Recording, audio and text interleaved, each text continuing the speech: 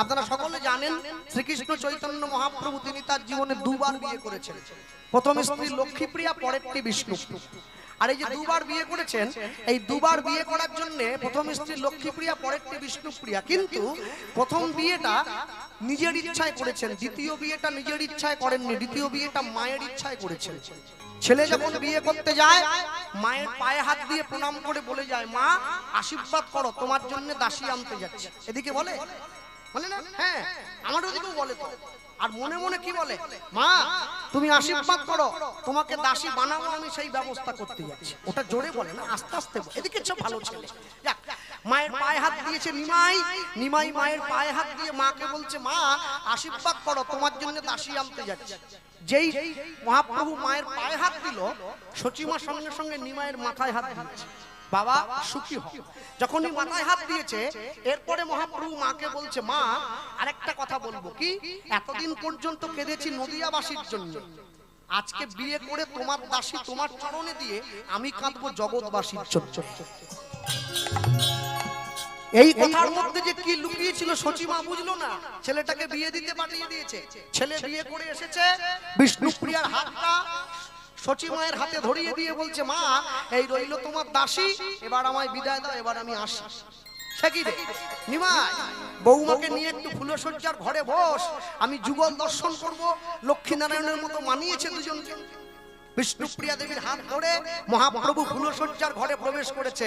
আর ঘরে প্রবেশ করে দেখছে একটা পালঙ্ক সুন্দর করে ফুল দিয়ে সাজানো হয়ে আছে। মহাপ্রভু প্রশ্ন করছে বিষ্ণুপ্রিয়াকে, বিষ্ণুপ্রিয়া কি দেখছো? একটা পালঙ্ক সুন্দর করে ফুল দিয়ে সাজানো হয়ে আছে। বা মনে রেখো বিষ্ণুপ্রিয়া, মানুষ যেদিন ফুলের উপরে ঘুমায় সেদিন তার ফুলসজ্জা হয়, আর ফুল যেদিন মানুষের উপরে ঘুমায় সেদিন তার অন্তিম সজ্জা হয়। যেদিন আমার বিয়ে হয়ে যাবে, ফুল দিয়ে সাজিয়ে রাখা পালঙ্কের উপরে ঘুমাবো, আমার ফুলসজ্জা হবে। আর যেদিন আমি চির ঘুমে ঘুমিয়ে থাকবো, ফুলগুলো আমার উপরে ঘুমিয়ে থাকবে, সেদিন আমার অন্তিম সজ্জা হবে। মহাপ্রভু বিষ্ণুপ্রিয়াকে বলে উঠছে, বলো বিষ্ণুপ্রিয়া তুমি কি কোনটা চাও? বিষ্ণুপ্রিয়া দেবী বলে উঠলেন, আমি ফুলের উপর শোবো না, ফুলও আমার উপর শোবে না, আমি চাই ফুলটা মালা হয়ে সারা জীবন তোমার গলায় থাকুক। হরি বল, হরি বল, হরি বল। আমাদের মতো তুচ্ছ মানব জীবকে উদ্ধার করার জন্য মহাপ্রভু সন্ন্যাসী নিলেন। সন্ন্যাস হয়ে হরিনাম প্রচার করছেন। নিতাই চাঁদের হাতটা ধরে বলছেন, দাদা আমার জীবনের শেষ একটা ইচ্ছে আছে। কি ইচ্ছে? আমায় একবার জগন্নাথ দর্শনে নিয়ে যেতে পারো? আমি জগন্নাথ দেখবো। হ্যাঁ চল, আমি যাব তোকে নিয়ে। তুই আমার ভাই, আমি তোর বড় ভাই, তোকে না নিয়ে গেলে কাকে নিয়ে যাব? হাতটা ধরে নিয়েছে। তুমি শোনো শোনো শোনো শোনো নিত্যানন্দ, নিত্যানন্দ ওগো অবধূত না,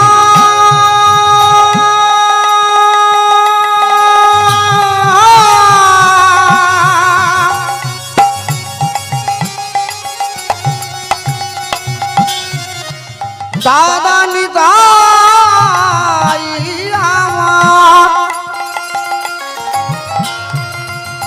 দাদা নিতাই আমার,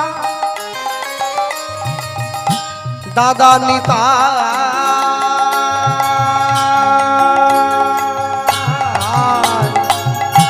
শোনো শোনো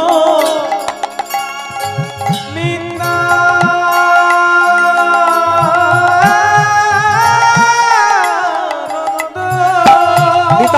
গৌর প্রেমানন্দ হরি বল। শোনো শোনো শোনো শোনো শোনো নিত্যানন্দ, এই কলির জীব, এই কলির জীব সব জন্ম অন্ধ। শোনো ও দাদা, বলিলেও কেউ না লয় কৃষ্ণ নাম, দাদা বলিলেও কেউ না লয় কৃষ্ণ নাম। ওগো বলিলেও না লয় কৃষ্ণ নাম, বলিলেও না লয় কৃষ্ণ নাম। ভাই আমাকে কি করতে বলছিস? জীব যদি কৃষ্ণ নাম না করে তার জন্য কি আমি দায়ী নাকি? না না, যে মরবে নিজের দোষে কি করবে তার হরিহর দাস। কেউ যদি নিজের ইচ্ছায় জানতে জানতে আগুনে গিয়ে ঝাঁপ দেয়, পিপিলিকার পাখা হয় মরিবার তরে। হ্যাঁ জানেন, আমি কদিন আগে ইউটিউবের মাধ্যমে শুনছিলাম, আমি যদিও খুব একটা ইউটিউব শুনি না, তবে সময় পাই না, শুনছিলাম জনৈক একজন কীর্তনীয়া, তিনি আসরে বলছেন ইউটিউবের মাধ্যমে, ভগবান যখন আমাদের জন্ম দিয়েছে তখন কি আমাদের তুলসী মালা সঙ্গে দিয়ে জন্ম দিয়েছিল? আর কিছু শ্রোতা আছে বুঝলেন, শ্রোতা, আমি এদের ভক্ত বলি না, শ্রোতা বলি, এরা কি বলছে, না না দেয়নি দেয়নি দেয়নি, সাপোর্ট পেয়েছে। আর যেই সাপোর্ট পেয়েছে সঙ্গে সঙ্গে ঘুরে বলছে তাহলে তুলসী মালা দিয়ে যদি জন্ম দেয়নি তাহলে মালা করার দরকার নেই, কেউ মালা করবে না, খুলে দাও সব। তা আমি তখন মনে মনে চিন্তা করছি, যদি আমি ওই আসরে থাকতাম, কোথায় কীর্তনটা হচ্ছে আমি তো জানি না, যদি আমি থাকতাম ওই কীর্তনিয়া বাবুকে উঠে প্রশ্ন করতাম যে স্যার, ভগবান যেমন আমাদেরকে মালা দিয়ে জন্ম দেয়নি, ভগবান কিন্তু আমাদেরকে জামা কাপড় দিয়েও জন্ম দেয়নি, পরার কি খুব একটা দরকার আছে? না বললেই তো হতো, এসেছিলাম এমনি, চলে যাবো এমনি, তা মাঝখানে পোশাক পরার দরকার কি?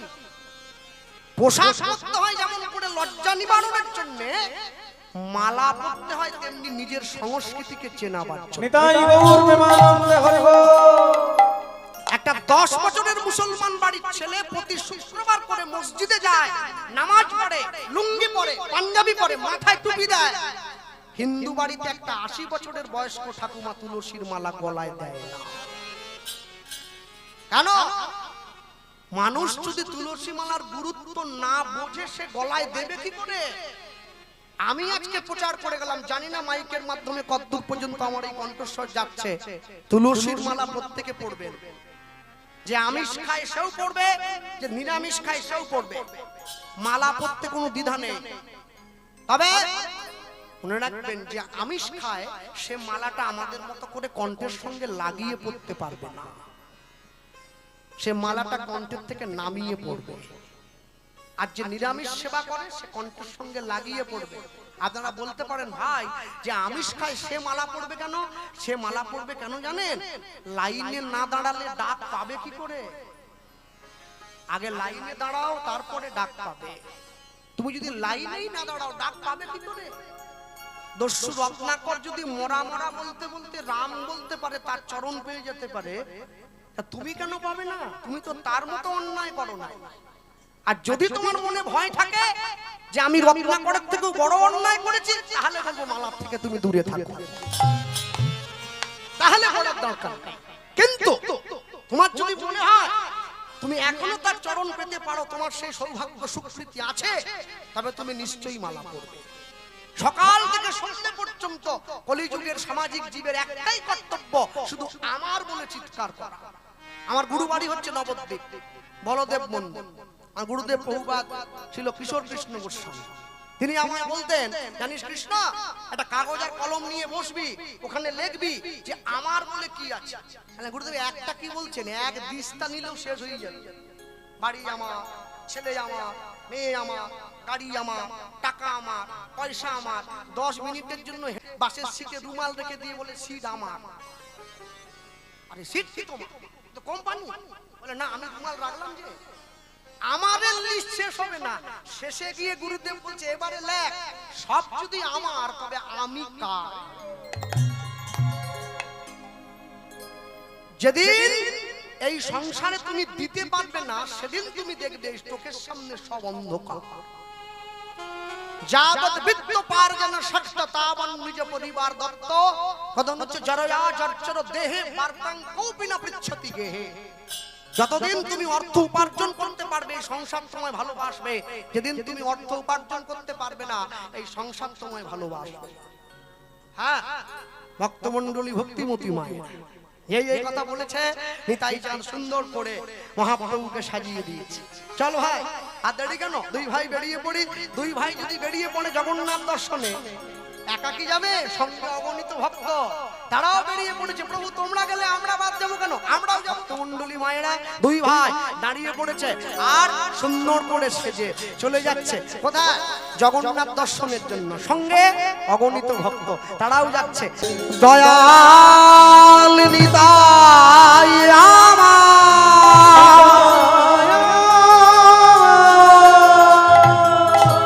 কে হঠাৎ করে পিছন থেকে যেন একটা উদাত্ত কণ্ঠে নিতাই বলে ডাক ভেসে এলো। কে? আমার নাম ধরে চিৎকার করে পিছন থেকে ডেকে উঠলে, কে তুমি? নিতাই গৌর পিছন ছেড়ে তাকিয়ে দেখছে এক গাছের তলায় এক বয়স্ক মা বসে আছে, বৃদ্ধা মা, হাত বাড়িয়ে কাঁপা কাঁপা কণ্ঠস্বর নিয়ে, রুগ্ন জরাজীর্ণ দেহ নিয়ে নিতাই গৌরকে হাত বাড়িয়ে ডাকছে, নিতাই গৌর আমি আমি। নিতাই গৌর ছুটে গিয়ে মায়ের কাছে দাঁড়িয়ে পড়েছে। মা, কে তুমি? হাতটা ধরে নিয়েছে। নিতাই গৌর, কাছে আয় বাবা। যখনই কাছে গিয়ে বসেছে, কে তুমি মা? তোরা আমাকে চিনবি না, আমি তোদের নাম শুনেছি।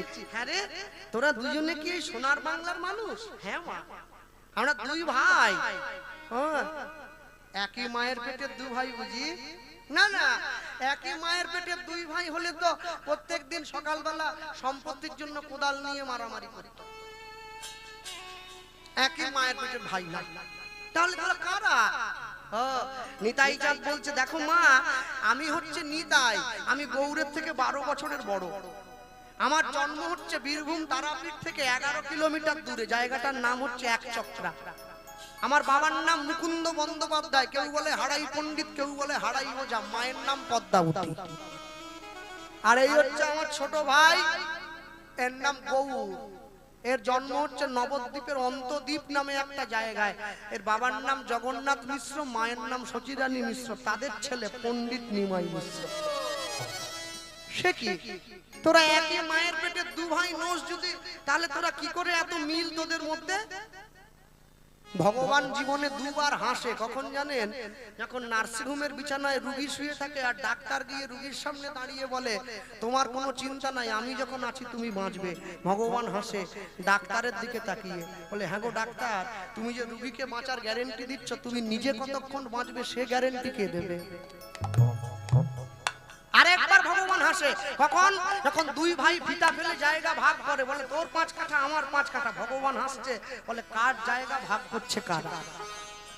পরের জায়গা, পরের জমি ঘর বানাইয়া রই, আমি তো সেই ঘরের মালিক নই।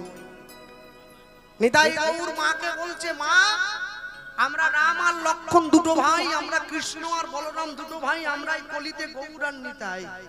যেই পরিচয়টা দিয়েছে, মায়ের চোখে জল এসে গিয়েছে। এ কি মা, কাঁদছো কেন? কেন কাঁদছি জানিস? তোদের মতো যদি এত সুন্দর দুটো চাঁদের মতো সন্তান আমার থাকতো না, তাদের মুখে মা ডাক শুনে আমি আমার নারী জনমটা একটু ধন্য করে নিতাম। এই জগতে যত মা আছে, যারা বসে আছে, যারা বাড়িতে বসে শুনছে, যারা ইউটিউবের মাধ্যমে শুনছেন, সব মায়েরা চায় আমার ছেলেটা জগৎ জোড়া নাম হোক, আমার ছেলে 10-এর 1 হোক। কিন্তু চাইলেই তো সব হয় না। যারা ধানের চাষ করেন, চাষি যখন ধানের জমিতে গিয়ে ধানের গাছটা লাগায়, ধানের বীজটা ছড়ায়, তার আগে জমিটাকে তৈরি করে নিতে হয়, তারপরে বীজটা লাগাতে হয়। শুকনো জমিতে বীজ লাগিয়ে দিলে কোনোদিন ধান ফলে না। মাতৃ গর্ভরূপী জমিতে মা যখন ধানের সন্তান রূপী বীজটা লাগাতে যাচ্ছিল, মা কি তার নিজের জমিটাকে আগে তৈরি করেছে? করে নাই। সন্তান যখন গ্রহণ করতে স্বামীর কাছে গিয়েছিলেন, স্নান করেছেন, নতুন বস্ত্র পরেছেন, গুরু দীক্ষা নিয়েছেন, গোবিন্দ চরণে মহাপ্রভুর চরণে নয়নের জল দিয়েছেন, ভগবানকে জানিয়েছিলেন, প্রভু আমি সৃষ্টি করতে যাচ্ছি যেন কৃষ্ণ ভক্ত সন্তান হয়। চাইনি, চাইনি। মনে করলে আপনি আপনার বাড়ির ছেলেকে ডাক্তার, ইঞ্জিনিয়ার, উকিল, ব্যারিস্টার বানাতে পারবেন, কিন্তু মনে করলে গৌর ভক্ত বানাতে পারবেন না। হ্যাঁ, তাহলে দেশে প্রচুর সাধুর সংখ্যা বেড়ে যেত, চোরের সংখ্যা কমে যেত। চাইলে চোরের জন্ম দেওয়া যায়, চাইলে সাধুর জন্ম দেওয়া যায় না। সাধুর জন্ম দিতে গেলে মাকে অনেক কষ্ট করতে হয়। লেখে মিলিয়ে রাখুন, এই জগতের যত জায়গায় যত ভালো ভালো সন্তানের জন্ম হয়েছে, সমস্ত ভালো সন্তানের মূলে রয়েছে একটা করে ভালো মা। মা যদি ভালো না হয় সন্তান কোনোদিন ভালো হবে না। হিরণ্যকশিপু দৈত্য ছিল, ছেলেটা প্রহ্লাদ হলো কেন? মা কয়াধু পরম ভক্ত ছিল। রাবণের বাবা ছিল বিশ্বশ্রবা মুনি, কিন্তু তাদের ছেলে রাবণ হলো কেন? মা নিকষা বড্ড খারাপ ছিল, রাক্ষসী ছিল, তাই ছেলেটা রাবণ হয়েছে। কৌশল্যার মতো মা পেয়েছিল বলে ছেলেটা রামচন্দ্র হলো। রামচন্দ্র হলো। দেবকীর মতো মা ছিল বলে ছেলেটা কৃষ্ণ হয়েছে। কৃষ্ণ হয়েছে। শচী মায়ের মতো মা পেয়েছিল বলে ছেলেটা মহাপ্রভু হলো। মহাপ্রভু হলো। এগুলো যুব সমাজের ছেলে মেয়েরা মানবে না, কারণ ওরা শাস্ত্র মানে না। তো তাকিয়ে দেখুন, প্রভাবতী দেবীর মতো মা পেয়েছে বলে ছেলেটা সুভাষ চন্দ্র বসু হলো। সারদা দেবীর মতো মা ছিল বলে ছেলেটা বিশ্বকবি রবীন্দ্রনাথ হলো। ভগবতী দেবীর মতো মা ছিল বলে ছেলেটা বিদ্যাসাগর হলো। বিদ্যাসাগর হলো। এই পৃথিবীতে যত জায়গায় যত ভালো সন্তান দেখবেন, সমস্ত ভালো সন্তানের মূলে ভালো মা আছে। মায়ের শিক্ষা আগে হলে শিশু শেখে মায়ের কোলে। আপনি যদি সব সময় মাথায় কাপড়ের আঁচলটা দিয়ে থাকেন, আপনার মেয়ে যদি ছোট থেকে জ্ঞান পড়ার পর থেকে দেখে আমার মা মাথায় কাপড়ের আঁচলটা দিয়েছে, আপনার মেয়ে বড় হলে ওকে শেখানোর দরকার নেই যে কাপড়ের আঁচলটা মাথায় দিয়ে সম্ভ্রম রক্ষা করতে হয়।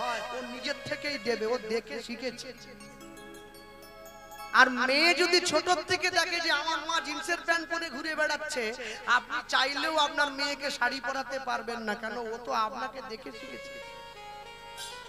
আমি যেখানে কীর্তনে যাই, আমার মা সঙ্গে, আমার মা বসে আছে, আমার মা সঙ্গে থাকে। তা আমি অনেক জায়গায় গিয়ে সব সময় বলি, আমি যেখানে যাই আমার মাকে সঙ্গে নিয়ে যাই। ওখানেও আসরে বলেছিলাম, আমি যেখানে যাই আমার মাকে সঙ্গে নিয়ে যাই। আসর থেকে নামার পরে একজন স্কুল টিচার, তিনি আমার কীর্তন শুনছিলেন এইরকম চেয়ারে বসে। তিনি আমার কাছে এসে আমার হাত ধরে বললেন, কৃষ্ণবাবু আপনার কোনো ভুল ধরার ক্ষমতা আমার নেই, তবে একটা কথা আপনার ভুল ধরেছি। কোনটা? কোনটা জানেন? ওই যে আপনি বললেন মাকে সঙ্গে নিয়ে সব জায়গায় যান, ওটা বলবেন না। তাহলে কি বলবো? আপনি বলবেন মা আমাকে সঙ্গে নিয়ে সব জায়গায় যায়। আপনি মাকে নিয়ে যান না, মা আপনাকে নিয়ে যান। সন্তানের জীবনে মায়ের গুরুত্ব অপরিসীম, সেটা কাগজে লেখে বা মুখে বলে প্রকাশ করা যাবে না। ভক্তমণ্ডলী মায়েরা, নিতাই গৌর মায়ের কাছে বসে বলছে, মা তোমরা চিন্তা করো না, আজ থেকে আমরা দুই ভাই তোমাকে কথা দিচ্ছি, আমরা দুই ভাই তোমার দুই ছেলে হব, তোমায় মা বলে ডাকবো, তুমি যখনই ডাকবে তোমার কাছে আসো। মা বলছে, বললে তো হবে না, আগে আমাকে তোদের ভালোবাসার পরীক্ষা একটা দে। বলে কি পরীক্ষা? কেন? তোমরা দুই ভাই দুজনে দুদিকে বসবি, আমি এক পাত্রে অন্ন ব্যঞ্জন মেখে দু ভাইয়ের বদনে দেবো, তোরা সেবা করবি, আমাকে মা বলে ডাকবি, তবে তো বুঝবো তোরা আমার ছেলে। নিতাই গৌর দুদিকে বসেছে, আর মা এক পাত্রে অন্ন ব্যঞ্জন মেখে দু ভাইয়ের বদনে দিচ্ছে। দেখবেন আমরা যখন কোনো প্রসাদ নিতে যাই কোনো জায়গায়, শুকনো প্রসাদ যখন হয়, চরণামৃত তুলসী পত্র যখন দেওয়া হয় না, এই যে বাবা ঠাকুর দিচ্ছেন বসে, আমি লক্ষ্য করছি, দেখবেন আমরা কি করি, হাতে চরণামৃত দিল, দেওয়ার পরে নিলাম, তারপর চরণামৃত মাথায় নিয়ে মাথায় হাত মুছছেন কেন? তাহলে কি অন্ন ভোগ যখন সেবা করবো মাথায় মুছে না কেন? কোনদিনও প্রসাদ নিয়ে মাথায় হাত মুছবেন না, এতে ব্রহ্ম সনাতন উচ্ছিষ্ট হয়ে যায়। হাত ধুয়ে নিতে হয়, হাত মাথায় মুছতে নেই। নিতাই গৌর মায়ের দুদিকে বসেছে, বসে মা এক পাত্রে অন্ন ব্যঞ্জন মেখে দু ভাইয়ের বদনে দিচ্ছে। মায়ের কোলে বসলো গিয়ে গৌরার নিতাই, নিতাই নিতাই হরি বল, বসলো গিয়ে গৌরার নিতাই, নিতাই মায়ের কোলে বৈষ্ণবী গৌরার নিতাই নিতাই। এবার কেহ কেহ দেখো কোন কোন নারীগণে উলুক ধ্বনি দেয়। আবার কোন কোন নারী গণে উলুধ্বনি দেয়। মায়ের কোলে বসল গিয়ে গৌরার রে তাই। মায়ের কোলে বৈষ্ণবী গৌরার নিতাই নিতাই। মায়ের কোলে বৈষ্ণবী গৌরার নিতাই নিতাই। দুই ভাই ছুটিয়া গিয়া মায়ের কোলেতে বসিল। কোলেতে বসিল। দূরেতে তাকাইয়া নিতাই চমকি উঠিল। নিতাই নিতাই চমকি উঠিল। দুই ভাই ছুটে গিয়ে মায়ের কোলে বসে পড়েছে। মায়ের কোলে বসে দূরে চোখ দিয়ে নিতাই চাঁদ চমকে উঠছে। মা, ওই গাছের তলায় সমাধিটা কার? এখনই বলেছে সমাধিটা কার? মা সঙ্গে সঙ্গে বলে উঠছে, ওই সমাধিটা কার জানিস? আয় আমার সঙ্গে আয়। দু ভাইয়ের হাত ধরে মা দুই ভাইকে সঙ্গে নিয়ে সমাধির কাছে নিয়ে গেছে। সমাধির কাছে নিয়ে গিয়ে মা দুই ভাইকে বসতে দিয়েছে। বসতে দিয়ে বলছে, জানিস এই সমাধিটা কার? এই সমাধি জগন্নাথ দেবের এক অনেক বড় ভক্তের। স্বয়ং জগন্নাথ যে ভক্তের চরণের কাঁটাগুলো একটা একটা করে বেছে দিয়েছিল, ভক্তের মৃত্যুর পরে নিজে হাতে ভক্তের দেহটা সমাধিস্থ করেছিল। নিজে হাতে মানুষের দরজায় দরজায় ঘুরে ভিক্ষা করেছে। নিজে হাতে মানুষের কাছ থেকে চেয়ে এনে ভক্তকে সমাধি দিয়ে সমাধির উপরে লিখে দিয়েছে, জয় জগন্নাথ মাধব। মা কে এমন সেই ভক্ত যে এই কথা বলেছে?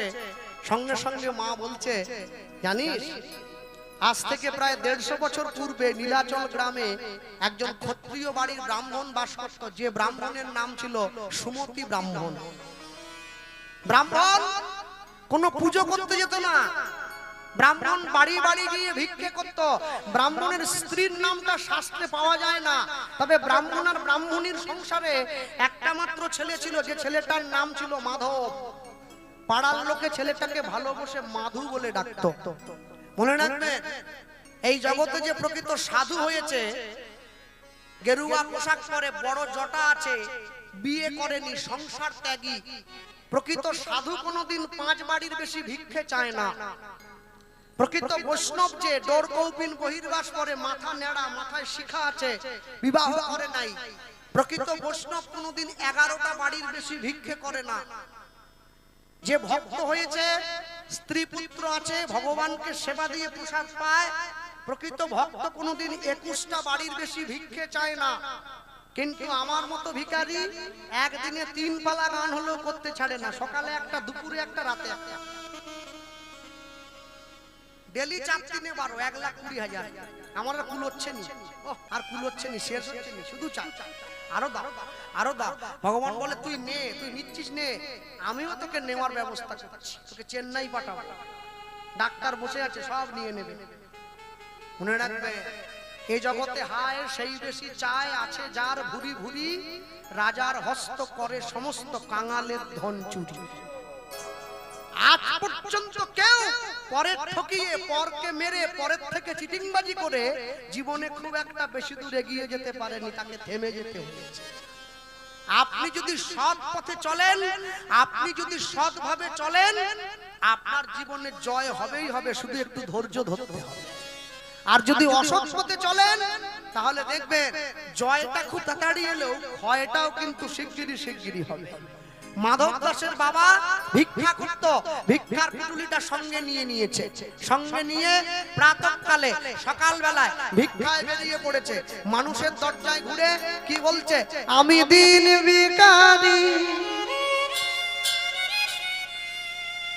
নাইকো করি, নাইকো করি,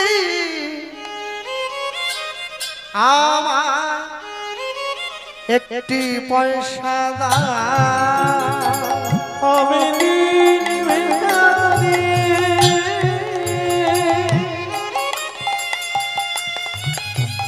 নাই কখনি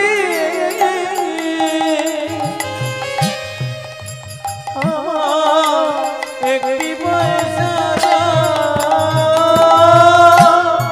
যখন মায়েদের বাড়িতে ভিখারি আসে, যখন মায়েরা ভিক্ষা দেয়, মনে রাখবেন বাড়ির ভেতর থেকে দাঁড়িয়ে কোনোদিন ভিক্ষা দেবেন না। ভিক্ষা দেওয়ার সময় বাড়ির বাইরে গিয়ে দাঁড়াবেন, দূর থেকে নয়, ভালোভাবে ভক্তি ভরে ভিখারির ঝুলিতে দান করবেন যা দিচ্ছেন। আর যখন ভিক্ষা দেবেন আপনি অন্তর মাঝে হরে কৃষ্ণ মহামন্ত্র নাম জপ করুন। আপনার উদ্দেশ্য ঠিক হোক, সে কি কাজে লাগাবে আপনার জানার দরকার না। আমি দিন ভিখারি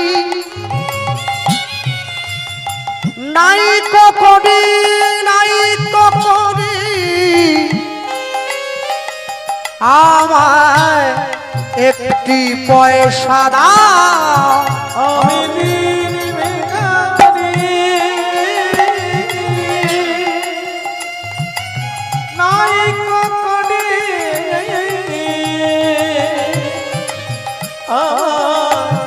একটি পয়সা এবার তারে না পথিক হেরি, নয়নে যার অশ্রুবারি, কেহ নাহি ফিরায় তাকায়, কেহ নাহি ফিরায় তাকায়। আমি দিন ভিখারি নিতাই গৌর প্রেমানন্দ হরি বল।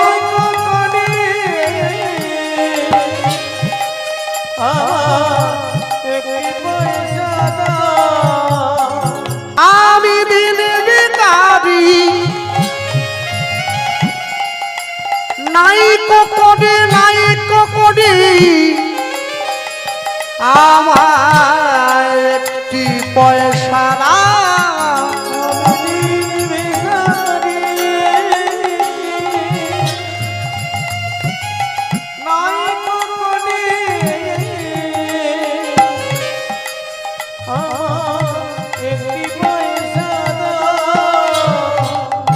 ওগো তারে না পথিক হেরি,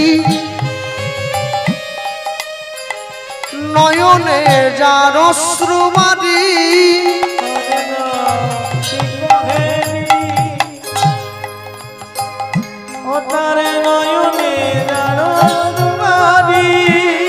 ওগো কেহ নাহি ফিরায় তাকায়, কেহ নাহি ফিরায় তাকায়। নিতাই গৌর প্রেমানন্দ হরি বল।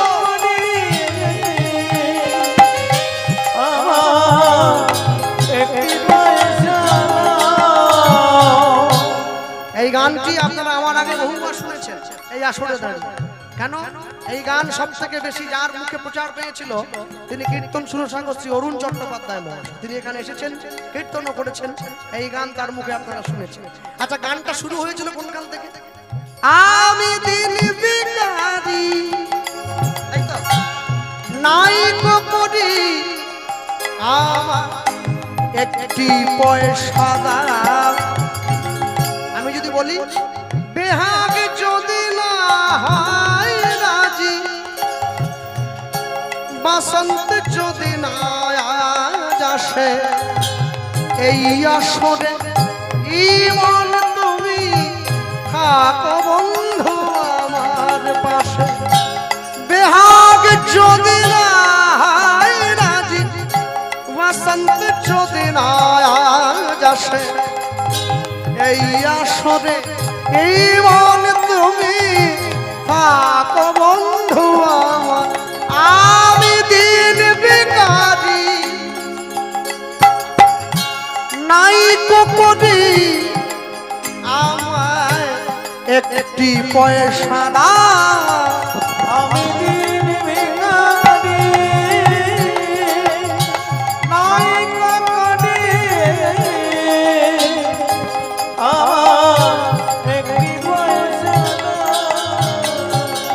তো বলতেই পারি তোমার ভুবনে সুরের মেলা আমি কাঁদি সাহারায়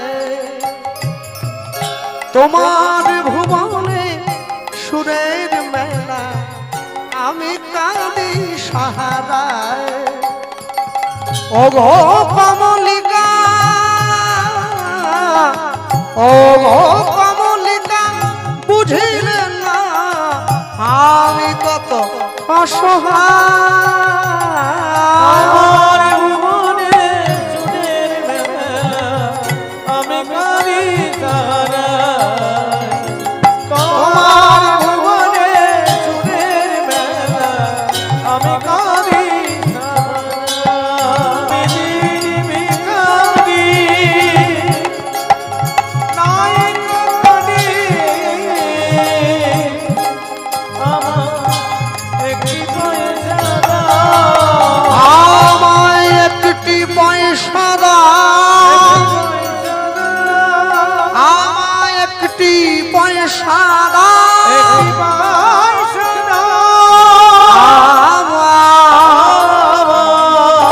একটি পয়সা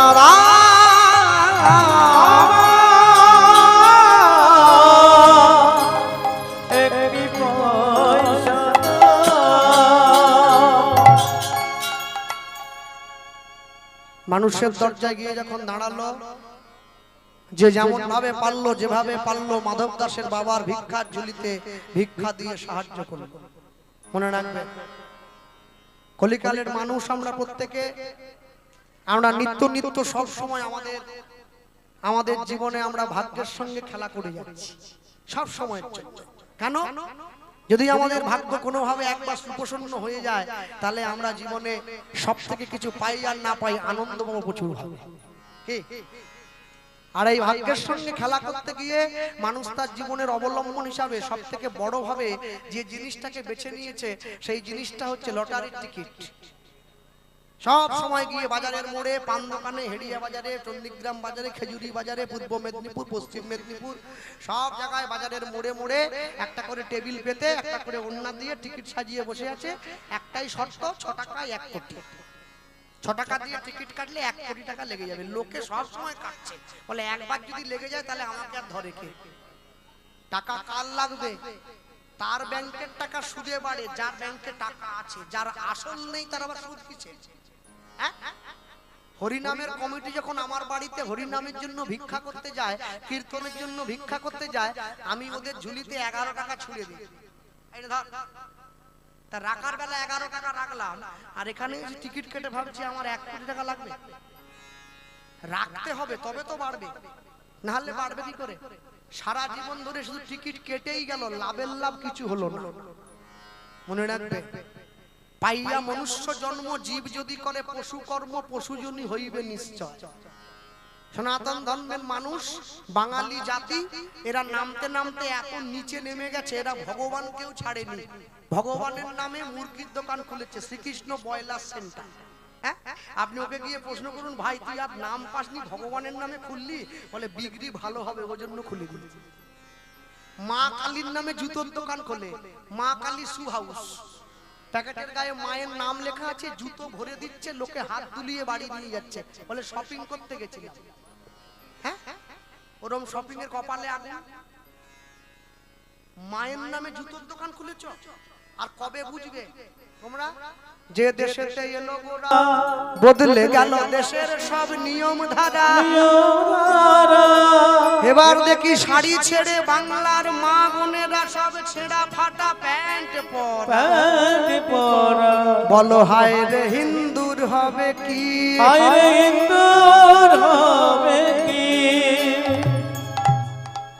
আমেরিকান থেকে যারা ইস্কনে এসেছে হরে কৃষ্ণ বলতে পারে না, বলে হরে কৃষ্ণ হরে কৃষ্ণ। কি করে বলবে?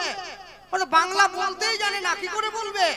কিন্তু দুঃখটা কি জানেন, ওরা বলতে পারে না তবু বলে আমি বলতে পারি কিন্তু বলি না। এটা আমার জীবনের সব থেকে বড় দুঃখ। মনে রাখবে, মানুষ হিসেবে জন্ম নিয়ে যদি ঈশ্বর ভজনের দিকে আমার মন পবিত্র না হয়, তাহলে আমি মানুষ হয়ে উঠতে পারিনি পৃথিবীতে। আর যা পারে হবে হোক। মাধব দাসের বাবা ভিক্ষার পুটুলিটা বাড়িয়ে দিয়েছে মানুষের চর্চায়। আর এই যে ভিক্ষার পুটুলিটা বাড়িয়ে দিল, মানুষের যে পারলো যেভাবে পারলো মাধব দাসের বাবার ভিক্ষার ঝুলিতে দান করলো। ভিক্ষার পুটুলিটা মাথায় করে নিয়েছে, আজকে এত ভারী হয়েছে কাঁধে নিতে পারছে না, অনেক কিছু পেয়েছে। মাথায় তুলে নিয়ে তাড়াহুড়ো করে বাড়ির দিকে পা বাড়িয়েছে। আর ঠিক এমন সময় বাড়ির দিকে পা বাড়াতে গিয়ে আকাশের পশ্চিম কোণায় একটা কালো মেঘ উকি দিল। ক্রমে ক্রমে সেই মেঘে পুরো আকাশটা ঢেকে গেল, সূর্যদেব অস্ত চলে গেল। দেখতে দেখতে ঝমঝম করে ঝড় বৃষ্টি নেমে এলো। মাধব দাসের বাবা ভিক্ষার পুটুলিটা মাথার থেকে নামিয়ে বুকের মধ্যে জড়িয়ে ধরেছে, ভগবানকে বলছে, প্রভু আমি যেন খুব শিগগিরই বাড়িতে ফিরে যেতে পারি, তোমার সেবা দেব। দিয়ে ধন দিয়ে মন কেড়ে নিতে কতক্ষণ? ভগবান পরীক্ষা করছে। ভগবানকে যে ভালোবাসে তার পরীক্ষা বেশি করে নেওয়া হয়, যে ভালোবাসে না তার কোনো পরীক্ষা নেওয়া হয় না। তাড়াহুড়ো করে বাড়ির দিকে পা বাড়িয়ে চলতে গিয়ে গ্রামের মাটির রাস্তাটা কাদা হয়ে গিয়েছে। সেই কাদা রাস্তায় পা পিছলে মাধব দাসের বাবা আছাড় খেয়ে পড়ল। যা পেয়েছিল চাল ডাল সমস্ত হাত থেকে পড়ে গিয়ে বৃষ্টিতে কাদায় মিশে গেল। শূন্য পুটুলিটা ধরে নিয়ে বসে আছে, ভগবানকে বলছে, প্রভু আমি কি আজকে তোমার সেবা দিতে পারবো না? আপনারা তো এতদিন কীর্তন শুনছেন 10 বছর, একটাই কথা শুনছেন, যে করে আমার আশ আমি করি তার সর্বনাশ। যে কজন ভক্তমণ্ডলী ভক্তিমতী মা বসে আছেন, একজনও কেউ হাত তুলে বলতে পারেন বাবা গোপাল কৃষ্ণ ভগবান আমার সর্বনাশ করেছে? যে করে আমার আশ আমি করি তার সর্বনাশ। ভগবান কি মানুষের সর্বনাশ করবে? সর্বনাশ করেছে নিজে। অর্জুনের রথে সারথি হয়েছে কেন? শত্রুপক্ষের দিক থেকে যদি কোনো অস্ত্র ধেয়ে আসে আগে তার বুকে লাগবে, তার ভক্তের বুকে যেন না লাগে। সর্বনাশ করেছে নিজে। জগাই বাধাইকে নাম দিতে গিয়ে কলসির কানা দিয়ে মার খেলো, অন্য কেউ খায়নি। প্রকৃত কথাটা কি জানেন? যে করে আমার আশ আমি করি তার সর্বনাশ নয়, যে করে আমার আশ আমি করি তার তমনাশ। তম মানে অন্ধকার, অন্ধকার মানে পাপ, পাপ মানে মায়া। আমি তার পাপটাকে তার কাছ থেকে দূরে করে দেই। তবু যদি সে না ছাড়ে মোর পাশ, আমি করি তার 6 পুত্রকে বিনাশ। তারপরেও সে যদি ভগবানকে ভালোবাসে তাহলে তার কাম ক্রোধ লোভ মোহ মদ মাশ্চর্য চার ষড়রিপুকে আমি বিনাশ করি। তবু যদি সে না ছাড়ে মোর পাশ, তখন আমি তাকে দেই বনবাস। যে তোমার শরণ লয় তার বাঞ্ছা পূর্ণ হয়, কৃপা করে দেহ মোরে বৃন্দাবনবাসী, তাকে আমি বৃন্দাবনে বাস করতে পাঠাই। তবু যদি সে না ছাড়ে মোর পাশ, আমি তখন হব তার চরণের দাসের অনুদাস। ভগবানকে ভালোবাসা, ভগবানের ভক্ত হওয়া এত সোজা কথা নয়। ভক্ত হওয়া বড় শক্ত। পণ্ডিত রইল বসে, গাছের ফল গাছে রইল, বৃন্ত পড়েছে খসে। মাধব দাসের বাবা ভিক্ষার পুটুলিটা বুকের মধ্যে জড়িয়ে ধরে রাস্তার উপরে বসে রইল। ভগবান পরীক্ষার বোঝাটা বাড়িয়ে দিচ্ছে। যে ছেলেটা কোনোদিনও মায়ের কাছে গিয়ে খাওয়ার জন্য বায়না করেনি, আজকে সেই ছেলেটা গিয়ে মায়ের কাছে মাকে মায়ের আঁচলটা ধরে টানছে, মা আমার বড্ড ক্ষুধা পেয়েছে, একটু খেতে দেবে? আমার খুব খিদে পেয়েছে। মা হয়ে যদি সন্তানের মুখে দুমুঠো অন্ন তুলে দিতে না পারে, মাতৃত্বের জীবনে এর থেকে বড় দুঃখ আর কিছু হতে পারে না। মা তার ছেলেটাকে বোঝাচ্ছে, খোকা তোর বাবা এক্ষুনি ভিক্ষা করে ফিরে আসবে, এলেই আমি রান্না করে ভগবানকে ভোগ দিয়ে তোকে প্রসাদ দেবো। কিন্তু মা আমার যে বড্ড খিদে পেয়েছে, একটু অপেক্ষা কর। ছেলেটাকে বোঝাবার জন্য মা কি করলো জানেন? উনুনের উপরে হাঁড়ি বসিয়ে হাঁড়িতে জল দিয়ে হাঁড়ির মধ্যে কতগুলো নুড়ি পাথর দিয়ে নিচে আগুন ধরিয়ে ছেলেকে দেখাচ্ছে, ওই দেখ ভাত হচ্ছে। মায়ের কোলে শুয়ে ছেলেটা কাঁদতে কাঁদতে ঘুমিয়ে পড়েছে, কেননা নুড়ি পাথর কোনোদিন সেদ্ধ হয় না। যখন ঘুমিয়ে পড়েছে ভগবানের কাছে গিয়ে মা হাত জোড়ো করে বলছে, প্রভু আমি তো তোমার কাছে গাড়ি বাড়ি টাকা পয়সা বিষয় সম্পত্তি কিছু চাইনি, আমি মা হিসাবে চেয়েছিলাম সন্তান যেন আমার কাছে দুমুঠো খাওয়ার পেতে পারে, আর তো কিছু না, তুমি সেটুকু আমায় দিলে না। যার সন্তান না খেয়ে থাকে সেই মা বোঝে সন্তান না খেয়ে থাকলে মায়ের কতটা কষ্ট হয়। মনে রাখবে, এই পৃথিবীতে যে যতই ভালোবাসুক মায়ের থেকে বেশি ভালো সন্তানকে কেউ বাঁচতে পারবে না। যদি কেউ বাসে তাহলে জানবেন সে তার সন্তানের সঙ্গে অভিনয় করছে, কারণ মায়ের মতো নিঃশুল্ক নিঃস্বার্থ ভালোবাসা কেউ বাসেনি সন্তানকে।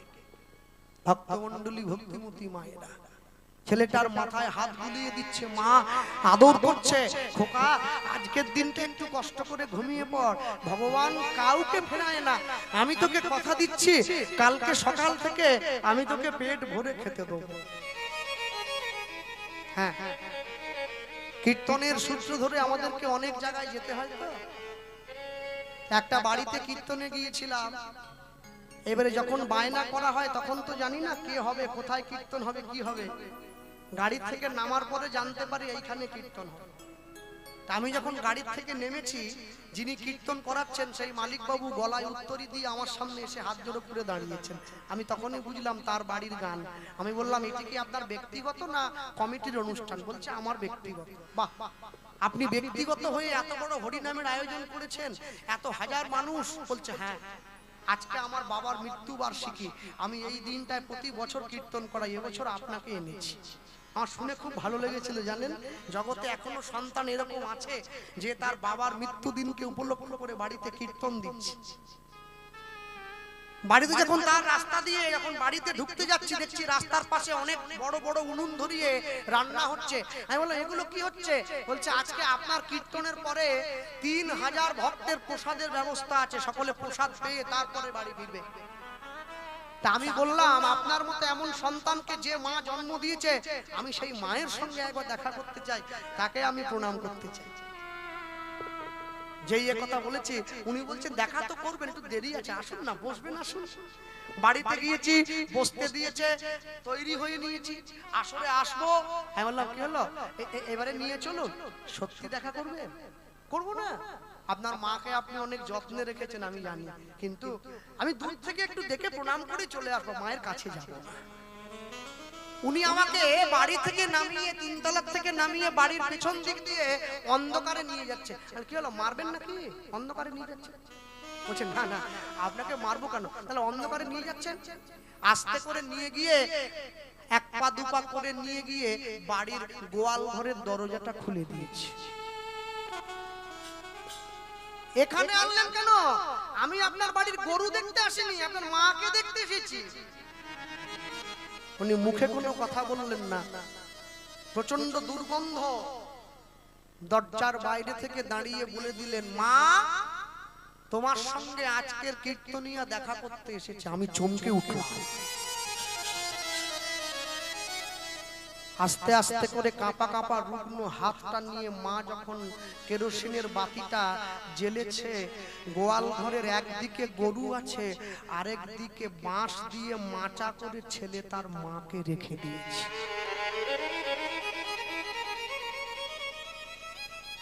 আমার পা চলছিল না, জানেন, আমি দাঁড়িয়ে গেছি। কি উত্তর দেব ওই ভাষা? কোথায় এসেছি কীর্তন করতে, কার বাড়িতে এসেছি? আস্তে আস্তে করে যখন মায়ের কাছে গিয়ে মশারিটা সরিয়ে দিয়েছে, মাকে যখন প্রণাম করতে গেলাম, মায়ের গা থেকে যে দুর্গন্ধটা বেরোচ্ছে আমি পরিষ্কার বুঝে নিলাম 1 মাসের মধ্যে ছেলে তার মাকে স্নান পর্যন্ত করায়নি। মা একটা কাপড় পরে আছে 100 জায়গায় ছেঁড়া, গিট দিয়ে দিয়ে বাঁধা। যখন মায়ের পায়ে হাত দিয়ে প্রণাম করেছি, মা আমার মাথায় হাত দিয়ে আশীর্বাদ করছে, বাবা জীবনে অনেক বড় হও। আমি মায়ের হাতটা ধরে বলেছিলাম, মা তুমিও কি তোমার ছেলেকে এতদিন এই আশীর্বাদটা করেছো? করবো না, আমার একমাত্র ছেলে। তুমি কি বোঝনি মা, তোমার ছেলে এত বড় হয়েছে, তোমাকে গোয়াল ঘরে পাঠিয়ে দিয়েছে।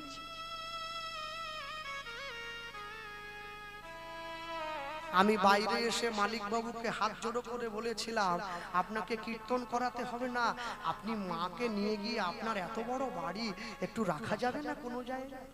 উনি আমাকে বলছেন আপনার মতো জ্ঞানী লোকের কাছ থেকে আমি এই কথাটা আশা করি না, কেন আমি কি অন্যায় বলেছি শুনুন। মায়ের বয়স হয়েছে, মা তো বাথরুমে যেতে পারে না, ঘরের মধ্যে পায়খানা পেচ্ছাপ করে দেয়। আমার ঘরে দামি পাথর লাগানো আছে, ঘরের মেঝেটা নষ্ট হয়ে যায়, ওই জন্য তো মাকে এনে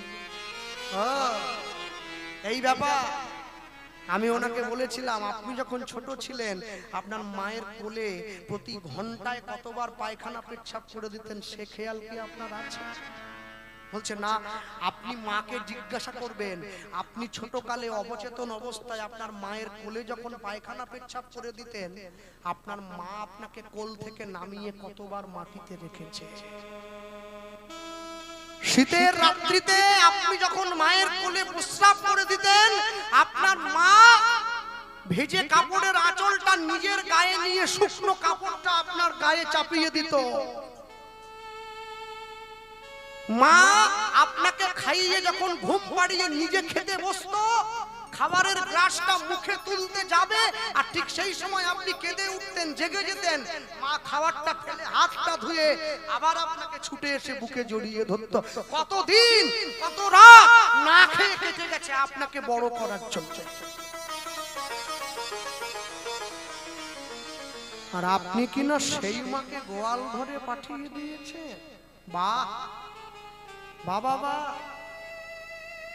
গভীর রাত্রিতে ব্রাহ্মণী নিজের ছেলেটাকে কোলের মধ্যে জড়িয়ে ধরে চোখের জল ফেলছে। হঠাৎ করে দরজার বাইরে দাঁড়িয়ে কারা যেন ডেকে উঠলো, ব্রাহ্মণী দরজা খোলো, ব্রাহ্মণী দরজা খোলো। ছুটে গিয়ে দরজাটা খুলে দিল। আর যখনই দরজাটা খুলে দিয়েছে পাড়ার ছেলেরা কাঁধ থেকে ব্রাহ্মণীর স্বামীর মৃতদেহটা নামিয়ে মাটিতে বল দয়াময় বল দয়াময় আমায় বলো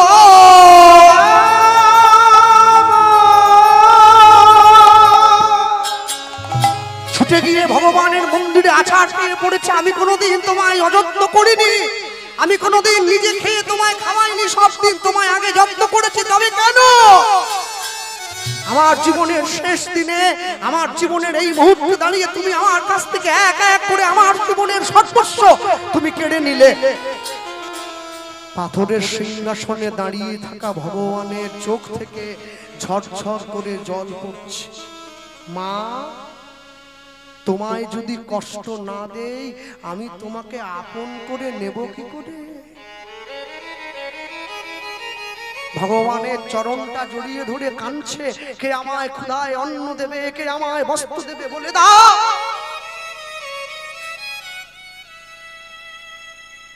নীলাচলের জমিদার এসে মাকে বলছে মা তোমার তো কেউ নেই, আজ থেকে তুমি আমার রাধা গোবিন্দের মন্দিরে গিয়ে মন্দিরের কাজ করবে, সকাল থেকে সন্ধ্যে পর্যন্ত মন্দিরের সব কাজ করে দিয়ে তুমি আঁচল পেতে দাঁড়াবে।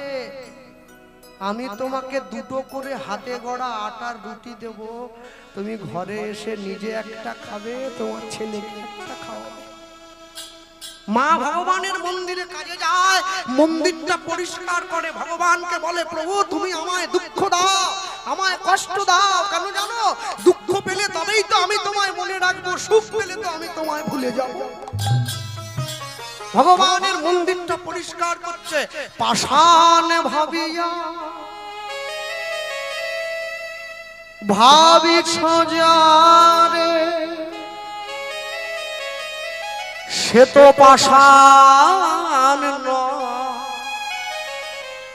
ডাকিতে ডাকিতে হৃদয়ে ঝুরিলে পাষাণ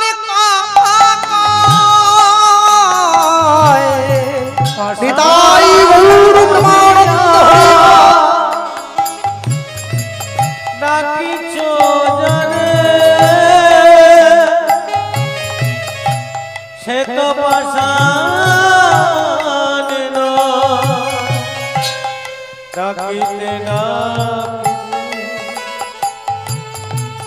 নয়নে জুড়িবে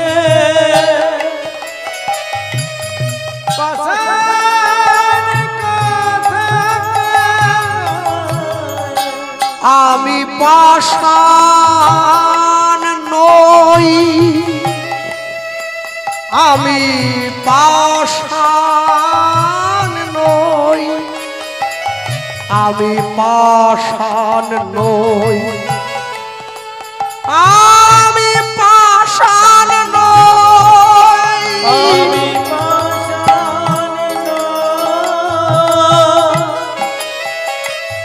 আমি পাষাণ নই, আমি পাষাণ নই, আমি পাষাণ নই। কি রূপে তোমার পুজিব বলো, কি আছে মোর সম্বল, কি রূপে তোমার পুজিব বলো, কি আছে মোর সম্বল। এই যে আমার মা বসে আছে, আমার মা হচ্ছে আমার কীর্তন জগতের প্রথম শিক্ষক। 5 বছর বয়সে আমার হাতে ধরে প্রথম কীর্তন শিখিয়েছিল, এখনো পর্যন্ত চলছে। কি রূপে তোমার পুজিব বলো, কি আছে মোর সম্বল, কি রূপে তোমায় পুজিব বলো, কি আছে মোর সম্বল। ভক্তি অশ্রু দিয়া পুজিব তোমার চরণ তাল, ভক্তি অশ্রু দিয়া তোমার পুজিব চরণ তাল। নানা পাষাণ বলিয়া ডাকিছ যারে, সে তো পাষাণ নয়, ডাকিতে ডাকিতে হৃদয়ে ঝুরিলে পাষাণ কথা কয়। পাষাণ ভাবিয়া কিছু জানে, সে তো পাষাণ নয়। ডাকিতে ডাকিতে নয়ন ঝুরিবে, পাষাণ কথা কয়। আমি পাষাণ নই, আমি পাষাণ নই, আমি পাষাণ।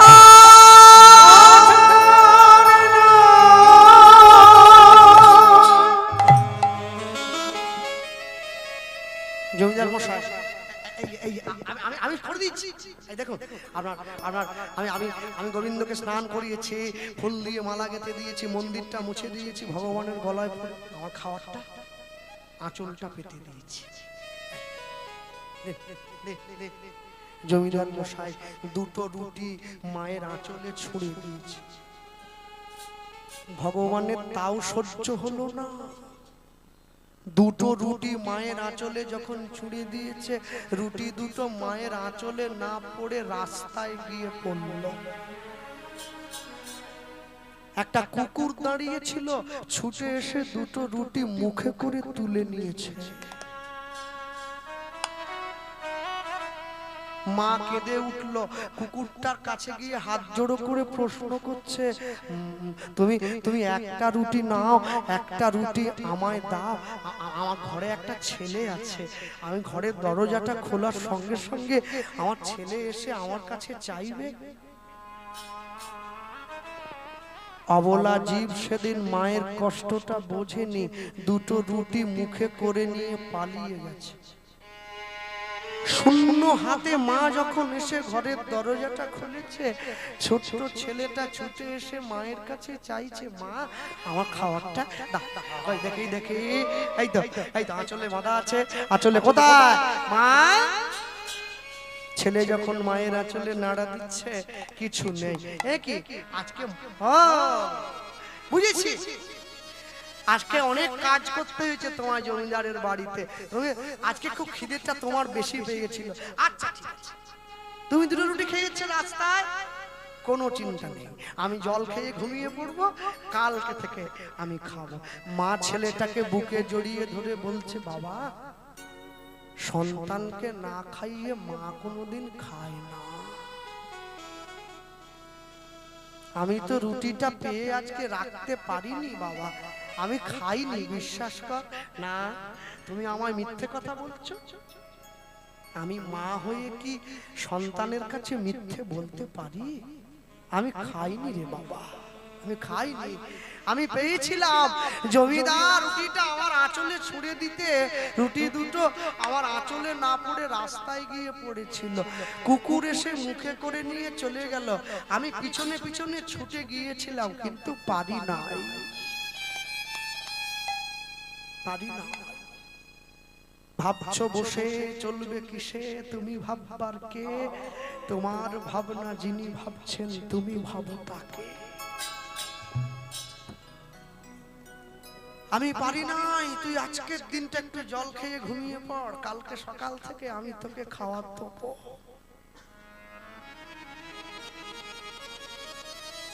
বাড়ির সন্তানের অন্তরে প্রেম না থাকলে, নারী জাতির অন্তরে দয়া না থাকলে নারী জীবন সম্পূর্ণ হয় না, সম্পূর্ণ হয় না। অন্তরে দুঃখ লাগে কখন জানেন? খুব কষ্ট হয়।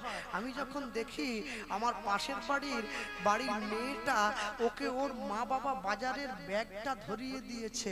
আপনার মেয়েকে বাজার করতে পাঠাচ্ছেন, এটা ভালো কথা, আনন্দের জিনিস, ওকে তো শিখতে হবে জীবনে চলতে গেলে।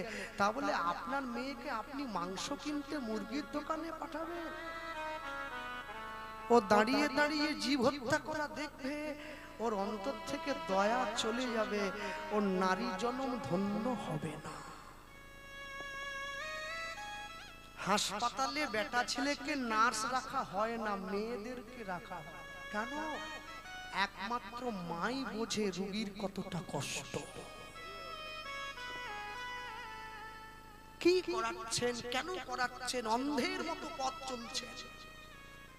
নারী জাতির অন্তরে যদি দয়া না থাকে, তাহলে কিন্তু জীবন সম্পূর্ণ হবে না, সংসার সম্পূর্ণ হবে না। হ্যাঁ, বাসে উঠে মায়েরা যায়, কন্ট্রাক্টর ভাড়া চায়, 5 টাকা ধরি দেয়। কন্ট্রাক্টর বলছে, মা 5 টাকা হবে নি, 10 টাকা। হ্যাঁ, তো বাপের বাস, 10 টাকা দেবো। মনে মনে ভাবি, ওরাই যা, আমি নেমে যাই। যেভাবে চড়াও হচ্ছে ওই বাসওয়ালার উপরে, আমাদের উপর চড়াও হলে তো খবর হয়ে যাবে। না, নারী জাতি জোরে কথা বলে না, স্মিত স্বভাব। কেন জানেন? পৃথিবীতে যত জায়গা থেকে, যত ক্ষেত্রে ভালোবাসার উদ্ভব হয়েছে, সব জায়গায় নারী জাতির অবদান। রাধা না থাকলে কৃষ্ণ প্রেমের কোনো দাম নেই, বিষ্ণু প্রিয়া না থাকলে গৌর প্রেমের কোনো দাম নেই, সীতা না থাকলে রামের প্রতি ভালোবাসার কোনো দাম নেই। নারী জাতিকে হতে হবে মহিয়াসী জননী, না নোবেল মাদার। ভক্তমণ্ডলী মায়ের মা মনে মনে ভাবছে, আমার ছেলেটা আজকে ঘুমিয়ে পড়লে আমি ওকে ঘুম পাড়িয়ে গঙ্গার জলে ঝাঁপ দিয়ে প্রাণ বিসর্জন দেব। ভগবানকে বলছে, প্রভু তুমি ওকে দেখো, আমি মা, ওর মুখে দুমুঠো খাবার তুলে দিতে পারলাম না, তুমি ওকে দেখো। মা ভেবেছে ছেলেটা ঘুমিয়ে পড়লো, ছেলে ভাবছে জীবনে আমি অনেক খাবার পাবো, কিন্তু মা চলে গেলে তো মা পাবো না, আর কোনোদিন মা পাবো না। কেন জানেন? মনে রাখবে, এই পৃথিবীর সর্বশ্রেষ্ঠ গায়িকা, যার নাম ছিল লতা মঙ্গেশকর, তিনি মারা গিয়েছেন। তার মৃত্যুতে গোটা বিশ্ববাসী সবাই শোক প্রকাশ করেছে। লতা মঙ্গেশকর যখন মারা গিয়েছিলেন, তার পরিবারবর্গ, সাংবাদিক সবাই তার সামনে গিয়ে দাঁড়িয়েছিল অসুস্থ অবস্থায়। তাকে বলেছিল, আপনি গোটা পৃথিবীর শ্রেষ্ঠ গায়িকা, আপনার কণ্ঠে নাকি মা সরস্বতী বসবাস করে, আপনি কি এই পৃথিবীর মানুষের জন্য কিছু বলে যেতে পারবেন? আরে কেন পারবো না? শোনো, আমি লতা মঙ্গেশকর, একটা দুটো নয়, 18টা ভাষায় আমি গান গেয়েছি, গোটা পৃথিবীতে মানুষ আমাকে স্মরণীয় করে রেখেছে। কিন্তু দেখো, আমার বাড়িতে, আমার বাড়ির গ্যারেজে পৃথিবীর সবথেকে দামি দামি কোম্পানির গাড়িগুলো দাঁড়িয়ে রয়েছে, কিন্তু আজকে আমার শেষের দিনে আমাকে বসে থাকতে হচ্ছে হসপিটালে 2 চাকাওয়ালা একটা হুইল চেয়ারে, যেটা একজনের ঠেলে অন্য জায়গায় নিয়ে যায়। এই পৃথিবীর সব থেকে দামি দামি শাড়িগুলো আমার আলমারিতে ঠাসা আছে, কিন্তু আজকে আমার পরনে দেখো হসপিটালের দেওয়া এক টুকরো কাপড়, যেটা পরে আমাকে বসে থাকতে হয়েছে। আমি পৃথিবীর সব দেশে ঘুরেছি, সব ভালো ভালো খাবারগুলো খেয়েছি, কিন্তু আজকে আমার শেষের দিনে আমার সম্বল এক চামচ জল আর ডাক্তারের দেওয়া একটা ছোট্ট ঔষধ। তাহলে সারা জীবন ধরে এত মার পিট করে, এত লম্ফ ঝম্প করে জীবনে লাভ কি হলো? শেষে যোগফল শূন্য। You return a big zero. তুমি একটা শূন্য পেয়েছো, এর বেশি কিছু লাভ হয় নাই। হ্যাঁ, মনে রাখবে। দেখুন, যে কজন বসে আছেন আপনারা বসতে বসতে হারিয়ে গিয়েছেন একটা অন্য জগতে, ভাবছেন জীবনে কি পেলাম আর এখানে এসে কি করার কথা ছিল আর কি করছি। তাই আমি বলতে গিয়ে শুধু একটা কথাকেই বলবো আপনাদের সকলের জন্য, সবার উদ্দেশ্যে হাত জোড়ো করে। হ্যাঁ, হৃদয় আছে যা সেই তো ভালোবাসে। সবাই ভালোবাসবে না, প্রতিটি মানুষের জীবনে প্রেম আসে। হৃদয় আছে যা সেই তো ভালোবাসে, প্রতিটি মানুষের জীবনে প্রেম আসে। চোখে আড়ালে মাটির নিচেও ফলগু চিরদিনই নীরবে বয়ে যাবে। হৃদয়ে লেখো না সে নাম রয়ে যাবে। যদি কাগজে লেখো না, কাগজ ছিঁড়ে যাবে। পাথরে লেখো না, পাথর ক্ষয়ে যাবে। হৃদয়ে লেখো না সে নাম রয়ে যাবে। কেউ থাকবে না, সব চলে যাবে। শুধুমাত্র জগতের মাটিতে আসল জিনিসটা থেকে যাবে। মা, ছেলেটা ভেবেছে ঘুমিয়ে পড়েছে, ছেলেটাকে ঘুম পাড়িয়ে উঠে চলে যাচ্ছে। হ্যাঁ, মা চলে যাচ্ছে, ছেলে কি করলো? মায়ের আঁচলটা টেনে ধরেছে। আঁচলের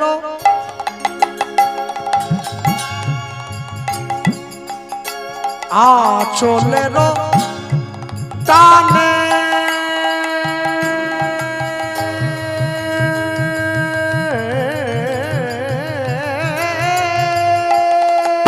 মাধু নিতাই গৌর প্রেমানন্দ হরি বল। মা গো,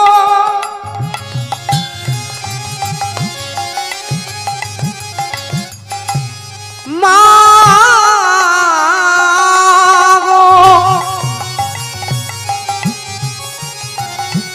আমায় ফেলে চলে যেও না, আমার দরদিনী মা। চলে না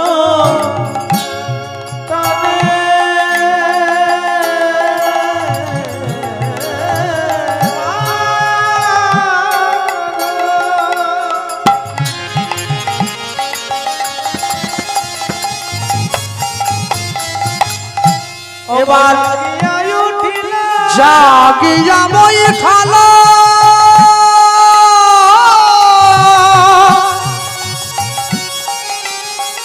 মা, আমায় ফেলে যেও না মা। কাঁদিতে লাগিল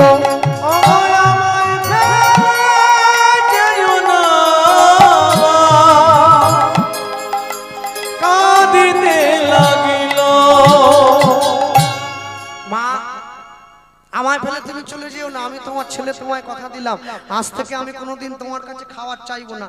আমি আমার নিজের খাবারের জোগাড়ও নিজে করব, তোমার খাবারের জোগাড়ও নিজে করব। কদিন কাটলো? একদিন, দুদিন, 3 দিন। 1 2 3 করে দিন কাটিতে লাগিল।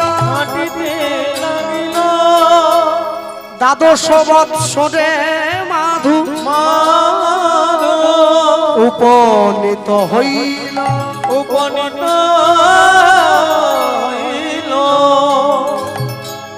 আজকে 12 বছর বয়স হয়ে গেছে ছেলেটা।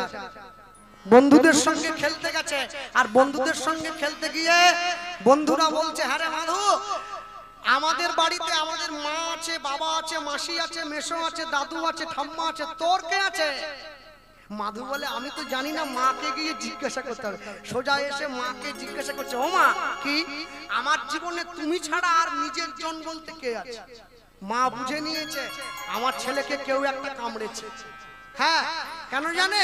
সাপ কামড়ালে বিষ নামে, বলতা কামড়ালে বিষ নামে, বিছে কামড়ালে বিষ নামে, মানুষ কামড়ালে বিষ নামবে না, চরচর করে উঠবে।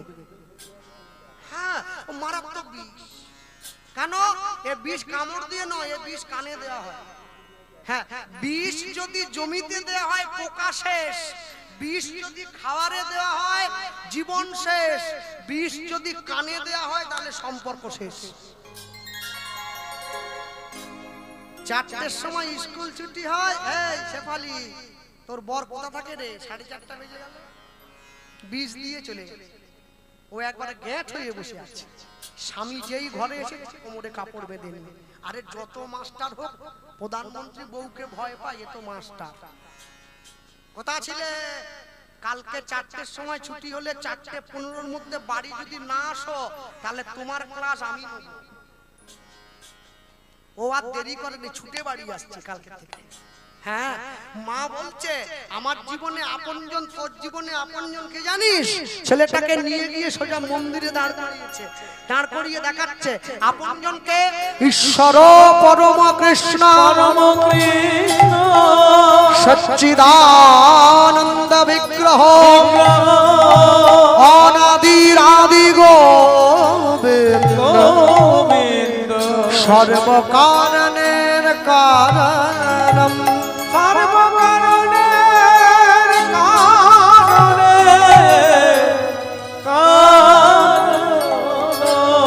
আমি আসি মা, আমি আসি। মাধু শুনে যা, দাঁড়িয়ে পড়েছে। কোথায় যাচ্ছিস? কেন? তুমি আমাকে যে ঈশ্বরের কথা বললে, আমি সেই ঈশ্বরের ঠিকানায় চললাম। শোনো, খালি হতে ভর্তি ভালো, যদি ভরতে চায় আগুর চেয়ে পিছু ভালো, যদি ডাকে মায়। মা যদি সন্তানকে পিছন থেকে ডাক দেয় সন্তানের জন্য ভালো, তবে মাকে ডাকতে হবে। বৌমা ডাকলে আবার সমস্যা হয়ে যাবে। মা যেই ডাক দিল, ছেলে দাঁড়িয়ে পড়েছে।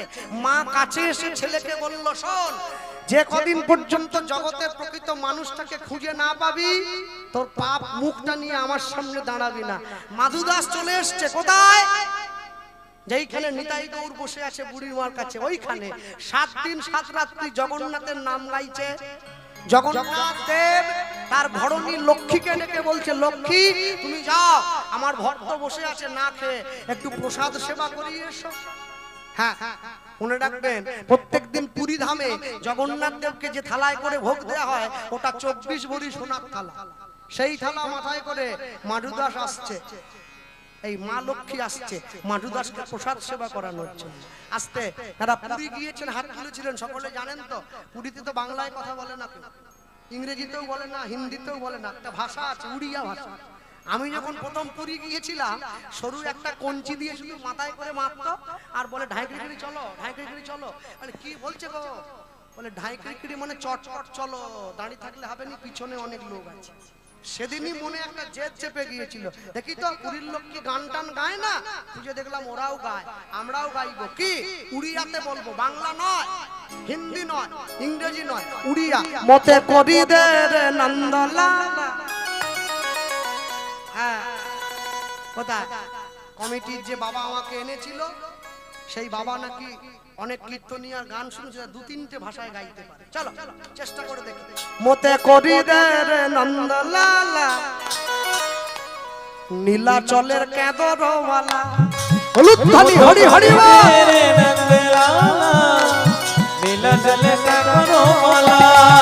তোতে করি দে রে নন্দলালা নীলাচলের কেবরওয়ালা।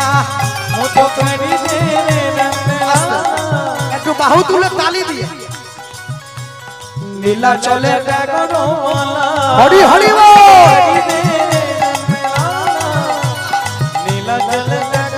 কি বলছো দেখো, নরেন্দ্রে স্নান করি পিদিব তীর চিতা লাউ থড়কে দর ধরি ধরি বজৈব মোহে কঠিকা। হে জগন্নাথ, আমি প্রতিদিন পুরীর সমুদ্রে স্নান করে তোমার নামের তিলক কপালে নিয়ে তোমার নাম গেয়ে ভিক্ষা করব, যা পাবো তোমাকে দেব, আমি নিজে নেব। নরেন্দ্রে স্নান করি করি পিদিব তীর চিতা লাউ থড়কে দর ধরি ধরি বজৈব মোহে কঠিকা। হাড়রে চৌড় পড় কি ন পড়ু, হাড়রে চৌড় পড় কি ন পড়ু মোর কোড় কলা। মো ওঠরে কণ্ঠরে সুররে তালরে তো না থিলে না রে, তো না থিলে না। মতে করি দে পিতাই গৌর হরি হরি বল।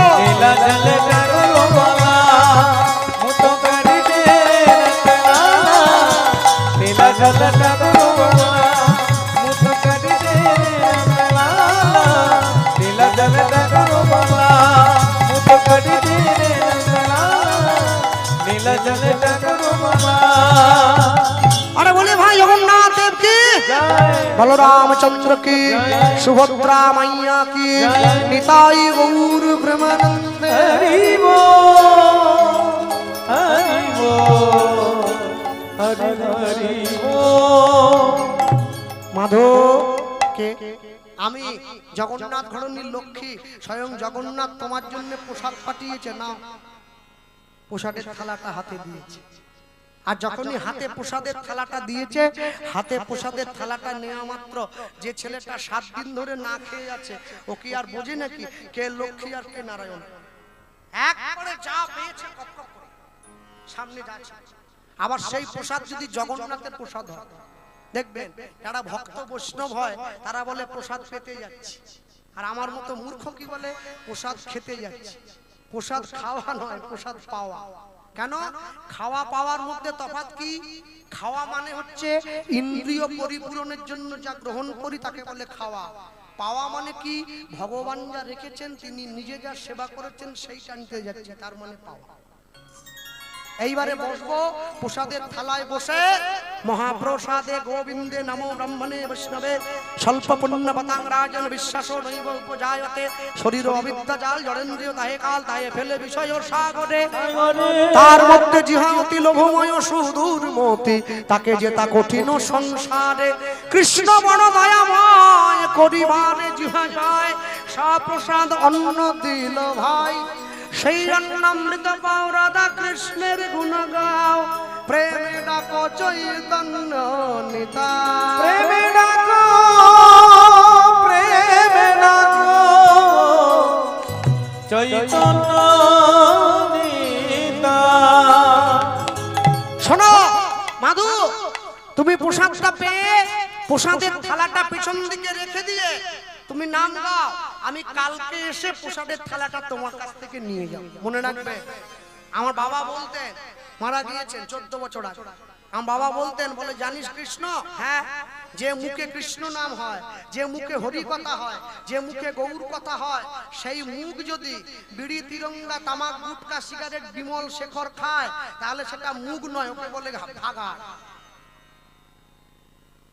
যত দামি কীর্তনিয়া হোক, সে যদি ঢুকু খেয়ে গান করে, জানবি ও মুখ দিয়ে যা বেরোচ্ছে সব ভাগাড়ের কথা, কোনো দাম নাই ও কথা। সাপে যদি দুধে মুখ দিয়ে দেয়, যত দামি দুধ গোটা বিষ হয়ে যায়, কেন সাপের বিষ দুধের মধ্যে চলে যায়। যিনি হরি কথা কৃষ্ণ কথা গৌর কথা বলছেন, ইনি আবার বিমল খাবেন খৈনি খাবেন কি জন্য? তাহলে বুঝতে হবে হরিনামের প্রতি নেশা এখনো তার ঠিক মতো হয়নি, তাই ওইগুলো খেয়ে নেশা করতে হচ্ছে। ভক্তমণ্ডলী ভক্তিমতী মায়েরা মাধব দাস প্রসাদটা পেয়ে থালাটা পিছন দিকে রেখে দিয়ে আবার নাম গাইছে। পরের দিন সকালবেলা জগন্নাথ মন্দিরের পান্ডারা মন্দিরের দরজা খুলে চমকে উঠল। হ্যাঁ, জগন্নাথকে সেবা দেওয়ার জন্য যে সোনার থালা, থালা কোথায়? থালা খুঁজতে বেরিয়ে পড়েছে পান্ডারা। আর খুঁজতে বেরিয়ে দেখছে গাছের তলায় বাবাজি বসে আছে, গুনগুন করে নাম গাইছে, তার পেছন দিকে সোনার থালা। সবাই মিলে টেনে এনেছে। কোথায় পেলি রে এই খোকা? আগে আপনারা রাগ করবেন না, গতকাল রাত্রিতে মা লক্ষ্মী বলে একজন এসেছিল, সে আমাকে প্রসাদ দিয়ে বলল জগন্নাথ নাকি আমায় প্রসাদ পাঠিয়ে। পান্ডারা বুঝে নিল এ মিথ্যে কথা বলছে। সকালবেলা হরি হরি আর সন্ধ্যেবেলা থালা চুরি। সবাই মিলে গাছের সঙ্গে গুছিয়ে বেঁধে চোর চোর বলি সবে করিল বেত্রাঘাত। ভক্তের লাগি শ্রী জগন্নাথ অঙ্গে সহিল আঘাত।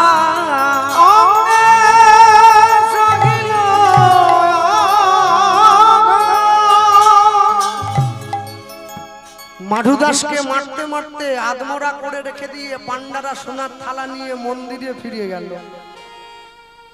অনেকক্ষণ পর যখন মাধুদাসের জ্ঞান ফিরল, তাকিয়ে দেখলো নিজের দেহটা রক্তে ভেসে গিয়েছে, কিন্তু অঙ্গে ব্যথা লাগে নাই।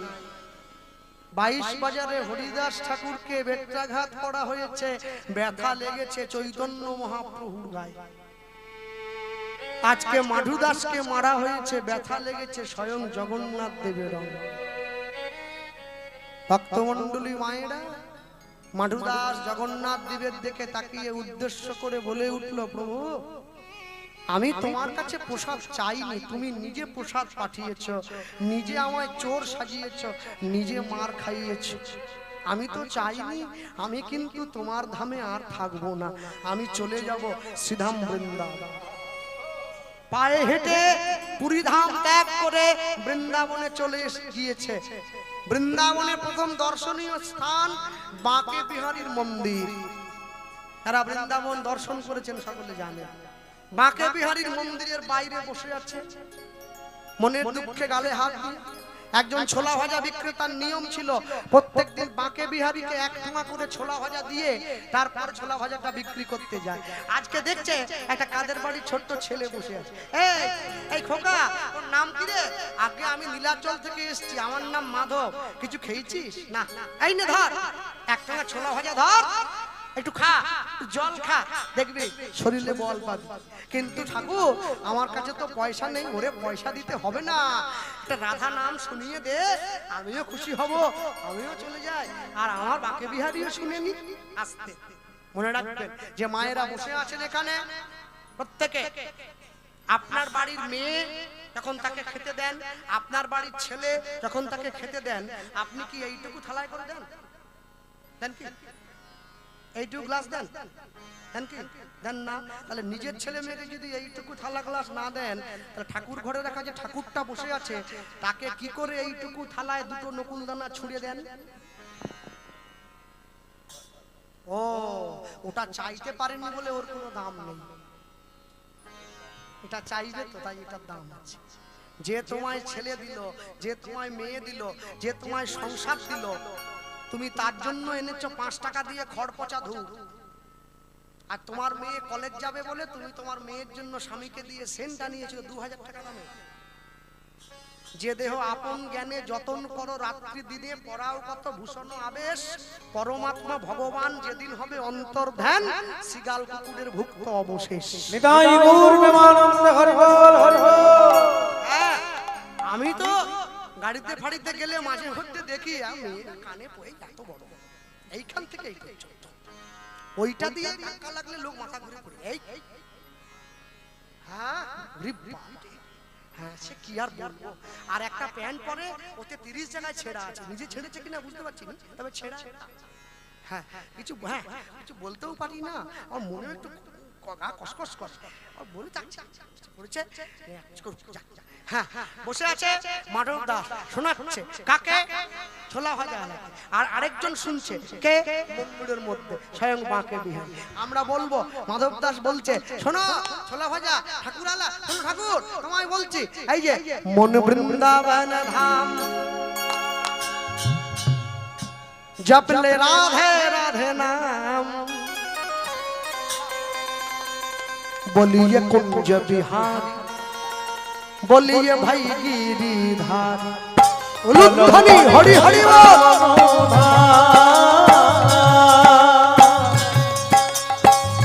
चलो जपले राधे राधे नाम, बोलो कुंज बिहारी, बोलिए भाई गिरिधारी। ओ कुंज बिहारी, बोलिए भाई गिरिधारी। तो সেজে নি না, দেখতে খারাপ বলে কি সাজবো নি নাকি? কানা ছেলের নাম পদ্মলোচন, আর মা আবার ভালোবেসে নাম দিয়েছে গোপাল কৃষ্ণ।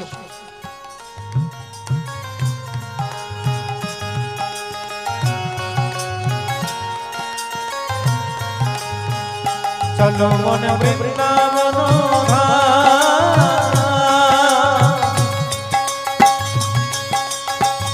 चलो मन वृंदावन जपले राधे नाम। মানাকার না মানা করে নিয়েছি, হাত তুলেছ চরণ ধরে করি মানা, কারো হাত যেন আর বগলের নিচে থাকে না। তোমায় কি আলাদা বলবো, সামনে বসে তালি দাও। मन वृंदावन धाम जपले राधे राधे नाम, चलो मन वृंदावन जपले राधे राधे नाम। बोलो कुंज बिहारी, बोलिए भाई गिरिधारी, उलुध्वनि हरि हरि बोल। हरे बोलिए भाई गिरिधारी। चलो मन वृंदावन जपले राधे राधे नाम, चलो मन वृंदावन जपले राधे राधे नाम। बोलो कुंज बिहारी, बोलिए भाई गिरिधारी, राधे राधे हरि हरि बोल।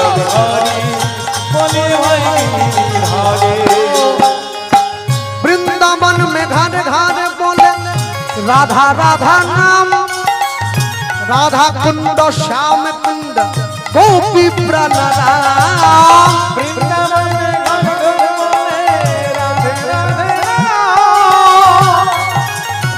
राधा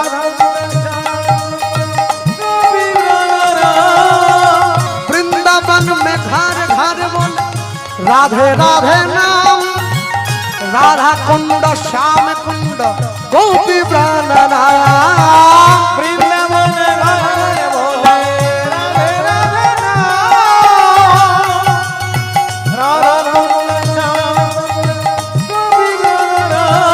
बोल कुंज बिहारी, बोलिए भाई गिरिधारी हो।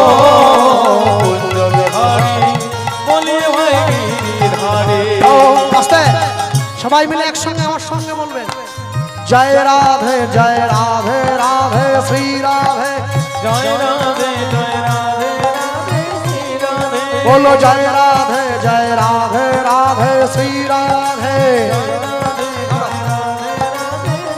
बोलो राधे राधे राधे राधे राधे राधे बोल, राधे राधे राधे राधे राधे राधे बोल, राधे राधे राधे राधे राधे राधे बोल, राधे राधे राधे राधे राधे राधे बोल। बोलो राधे राधे राधे राधे राधे राधे बोल, राधे राधे राधे राधे राधे राधे बोल, राधे राधे राधे राधे राधे राधे बोल, राधे राधे राधे राधे राधे राधे बोल। बोलो जय राधे राधे श्री राधे, हरि हरि बोल हरि हरि बोल। बोलो जय राधे जय राधे जय राधे जय राधे राधे श्री राधे। अरे बोलिए भाई वृंदावन धाम की, राधा रानी की। भगवान कृष्णचंद्र की, माँ के बिहारी लाल की, गोविंद गोपीनाथ मदन मोहन की, अष्ट सखी की, जावट की, वंशी बट की, बरसाने वाली की, राधा कुंड की, श्याम कुंड की, गिरी गोवर्धन की, साक्षी गोपाल की, दशमती मैया की, द्वादश गोपाल की, 64 महांत की, अष्ट कविराज की, छय चक्रवर्ती की, पंच गोसाई की, सर्वस्वामी की, निताई गौर प्रेमानंदे। हरि बोल, हरि बोल, हरि हरि बोल। যেই বলে দিয়েছে ছোলা ভাজা আলা ছোলা ভাজার ঠোঙাটা হাতে দিয়ে চলে গিয়েছে। মাধব দাস মনে মনে চিন্তা করছে এতখানি ছোলা ভাজা আমি একাই করে খাবো। এই চিন্তা করে চিৎকার করে বলে উঠলো, কেউ কি আছে যাকে আমি একটু ছোলা ভাজার ভাগ দিতে পারি? হঠাৎ করে পিছন থেকে কে যেন ডাক দিয়ে বলে উঠলো, আমি আছি গো, আমি আছি গো। কে কে ডাকলো? কে ডাকলো? ছুটে গিয়ে দরজাটা খুলে দিয়েছে।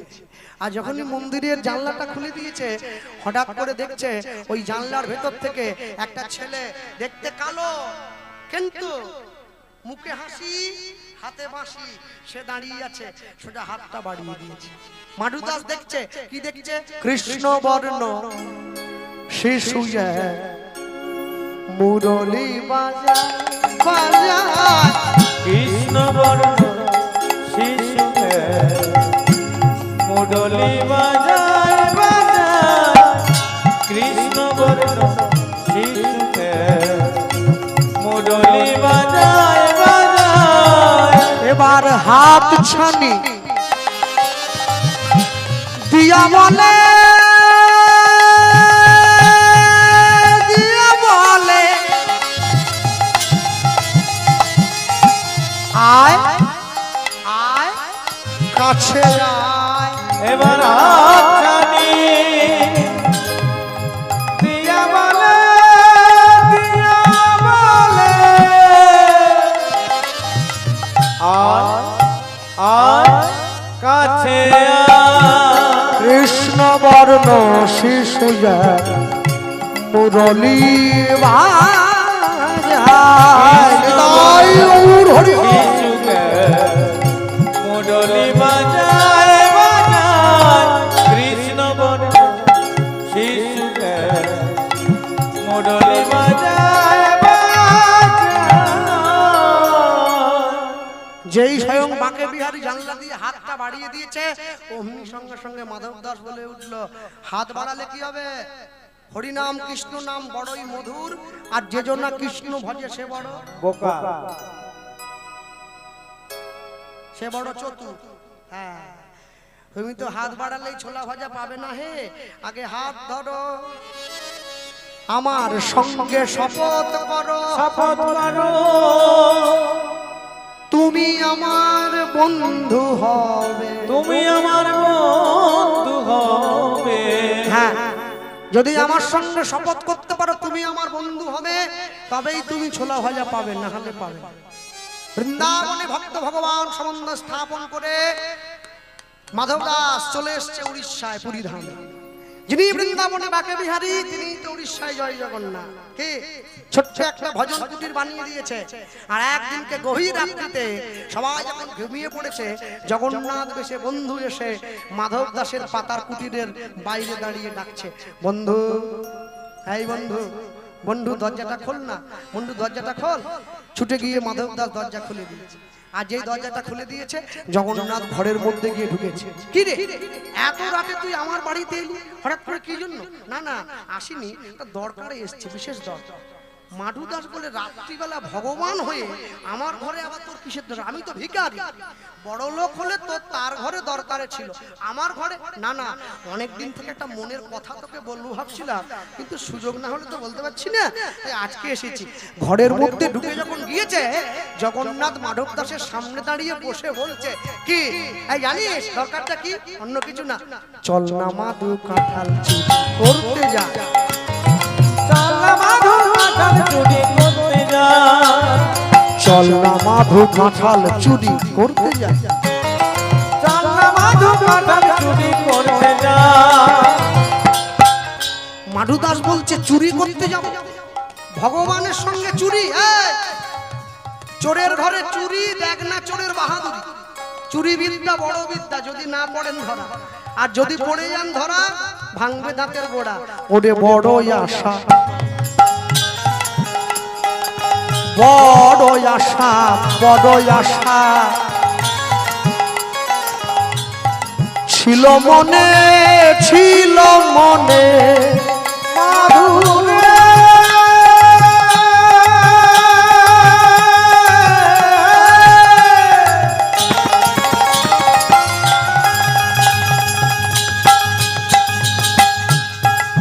বন্ধুরে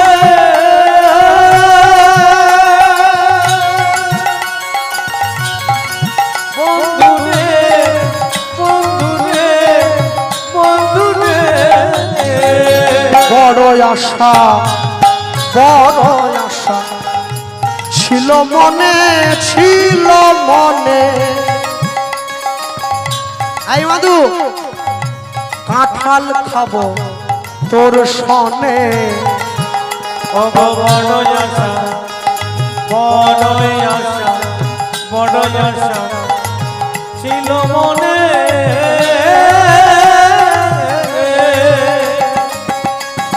কাঁঠাল খাবো তোর সনে।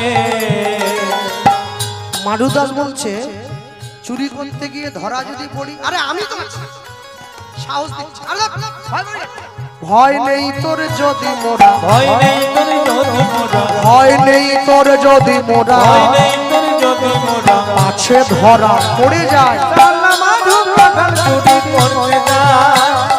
চাল না মাধু কাঁঠাল চুরি করতে যায়। চাল না মাধু কাঁঠাল চুরি করতে যায়। চাল না মাধু কাঁঠাল চুরি করতে যায়।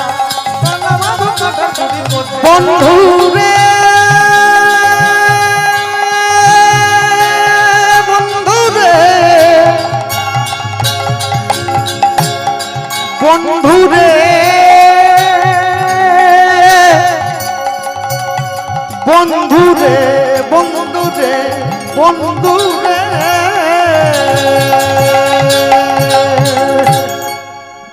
দুই বন্ধুতে মিলে একবারে ঝাঁপ দিয়ে পড়ল রানীমার কাঁঠাল বাগানে। মাধু, ওই যে ঝুলছে, ওই গ্রামের মায়েরা জানে আগেকার দিনে হতো কি খাজা কাঁঠাল না কি একটা বলে, ওতে একবারে বিরাট ব্যাপার একবারে। ও যা উঠে পড়। মাধু দাস বলছে আমি গাছে উঠতে পারিনি, আমায় ক্ষমা কর, তুই ওঠ। বুড়ো বয়সে হাড় গোড় ভেঙে গেলে জোড়া লাগবে, তুই ওঠ। জগন্নাথ দেব বলে আমি উঠতে পারবো না, আমার কাপড় জামা ছিঁড়ে গেলে তুই দিতে পারবি? মাধু দাস বলে তাহলে তো সিদ্ধান্ত হয়েই গেল, তুইও উঠতে পারবি নি, আমিও উঠতে পারবো নি। গাছের কাঁঠাল গাছে থাক, গোফে তেল দিয়ে দরকার নেই, তুই মন্দিরে যা, আমি ঘরে যাই, শুয়ে যা। ভগবান মনে মনে ভাবছে লীলা আমাকে প্রকাশ করতে হবে, ওকে যদি গাছে না তুলি লীলা প্রকাশ করবো কি করে? একটা বুদ্ধি করি, কি দুজনে 50-50 করে ভাগ করে নেব, অন্যায়টা তোর 50 আমার 50। ভক্তমন্ডলী মায় জগন্নাথ দেব বলে তুই একা কেন গাছে উঠবি, তোর হাত আমার হাত। বুদ্ধিটা কি জানিস, আমি নিচে বসবো, আমার কাঁধে তুই বসবি, আমি দাঁড়াবো, আমার উপরে তুই দাঁড়াবি, এবারে এক হাতে গাছের ডাল ধরবি, আরেক হাতে কাঁঠাল ধরবি, একবার টেনে আনবি, দুজনে খাবো। তুই যাবি ঘরে, আমি যাব মন্দিরে, কার গাছের কাঁঠাল কে খেয়েছে কে জানে। কি চুরি বিদ্যা বড় বিদ্যা, চোরের মায়ের বড় গলা, কেন শুধু চুরি করে খায় দুধ কলা। মনে রাখবে, জগন্নাথ দেব নিচে বসেছে, জগন্নাথের কাঁধে পা দিয়ে মাধু দাস উঠে পড়েছে গাছে। ভক্তের চরণ ধুলি ভগবানের অঙ্গে পড়ে, অঙ্গে পড়ে। ভগবান মনে মনে ভাবে আমার ভগবান হওয়া সার্থক হয়েছে, সার্থক হয়েছে। জানতাম না আজ আমি জেনে নিলাম, জেনে নিলাম। মাধু দাস গাছে উঠেছে, এক হাতে ধরেছে কাঁঠাল গাছের ডাল, আরেক হাতে ধরেছে পাকা কাঁঠাল। কাঁঠাল তো আর আম নয়, যে চটকা দিয়ে পেড়ে একবার ছিঁড়ে নামিয়ে নেবে? ও তো বিরাট শক্ত, ও মোচড় দিচ্ছে। ভগবান দেখছে আমার কাজ হয়ে গেছে, ওকে গাছের ডাল ধরি দিয়ে পায়ের তলা থেকে সরে গিয়ে মন্দিরের ঠাকুর মন্দিরে বসে পড়েছে। ও তো ঝুলছে।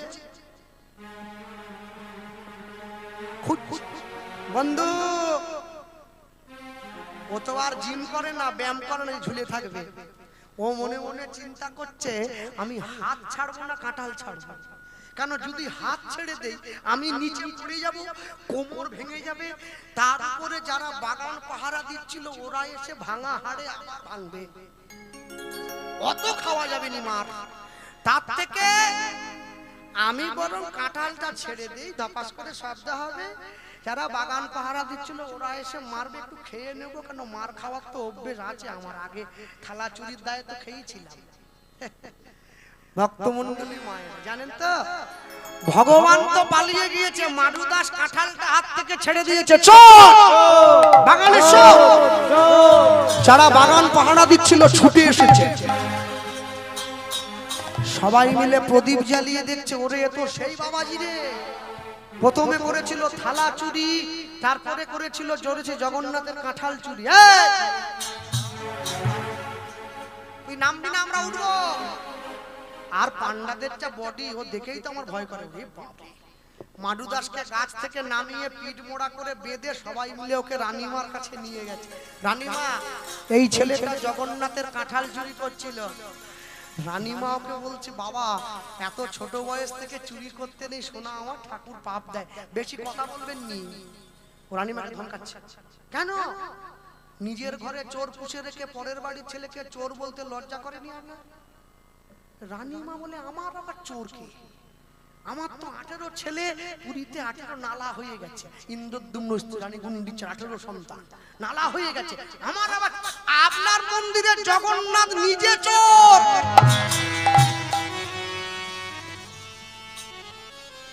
রানীমা বলে, জগন্নাথ দেব তোকে নিয়ে চুরি করতে গিয়েছিল? পান্ডাগুলো কি বলছে বলুন দেখি?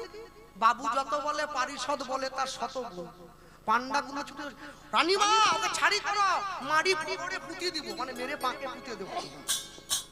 বলে, সে পাকে পোতো আর বালিতে পোতো, চুরি আমি করিনি। রানীমা বলে, প্রমাণ করতে পারবি? করে দেবো, আসুন। মন্দিরে নিয়ে গিয়ে জগন্নাথের সামনে দাঁড়িয়ে মাধু দাস বলছে, বন্ধু বলে দাও আমি তোমার সঙ্গে চুরি করতে যাইনি, তুমি আমাকে ডেকে নিয়ে গেছো। বললে কি হবে? বন্ধু নড়েও না চড়েও না, নড়েও না চড়েও না, কোনো কথা বলে না, নড়েও না চড়েও না, কোনো কথা বলে না, নড়েও না চড়েও না। কেন রানীমা? কি রে জগন্নাথ তো কিছু উত্তর দিচ্ছে না।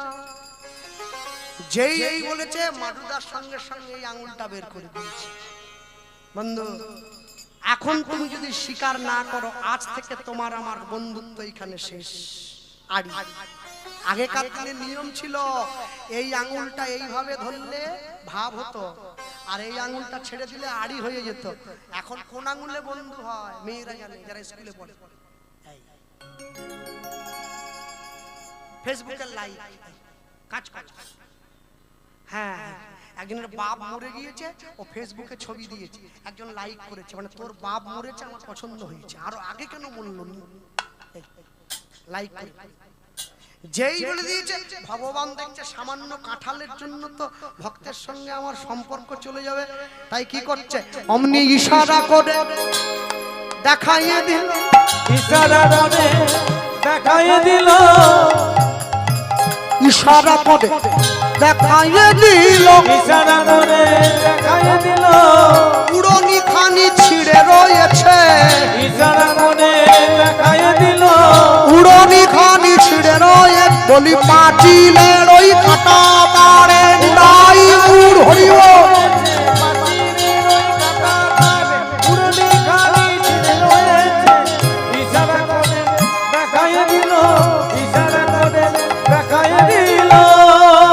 রানীমা, ওই দেখুন আপনার মন্দিরে চোর ছেলে সিগন্যাল দিচ্ছে। রানীমা ছুটে গিয়ে সেই ছেঁড়া উড়নি টুকরো এনে জগন্নাথ উড়নির সঙ্গে মিলিয়ে দেখছে, এ তো সেই আমার প্রভুর উড়নি। প্রভু হাত জোড়ো করে বসে পড়েছে। তোমার যদি কাঁঠাল খাওয়ার দরকার ছিল তুমি তো আমায় বলতে পারতে, তুমি চুরি করতে গেলে কেন? জগন্নাথ দেব দৈববাণী করলো, শোনো রানীমা, তোমার কাছে কাঁঠাল চাইলে তুমি আমায় কাঁঠাল দিতে, কিন্তু ভক্তের সঙ্গে চুরি করে খাওয়ার যে কি আনন্দ, সেই আনন্দ কি আমি পেতাম? আজ হতে জগতে নাম নিলাম, আমি কাঁঠাল চোরা জগন্নাথ, আমি কাঁঠাল চোরা জগন্নাথ, আমি কাঁঠাল চোরা জগন্নাথ।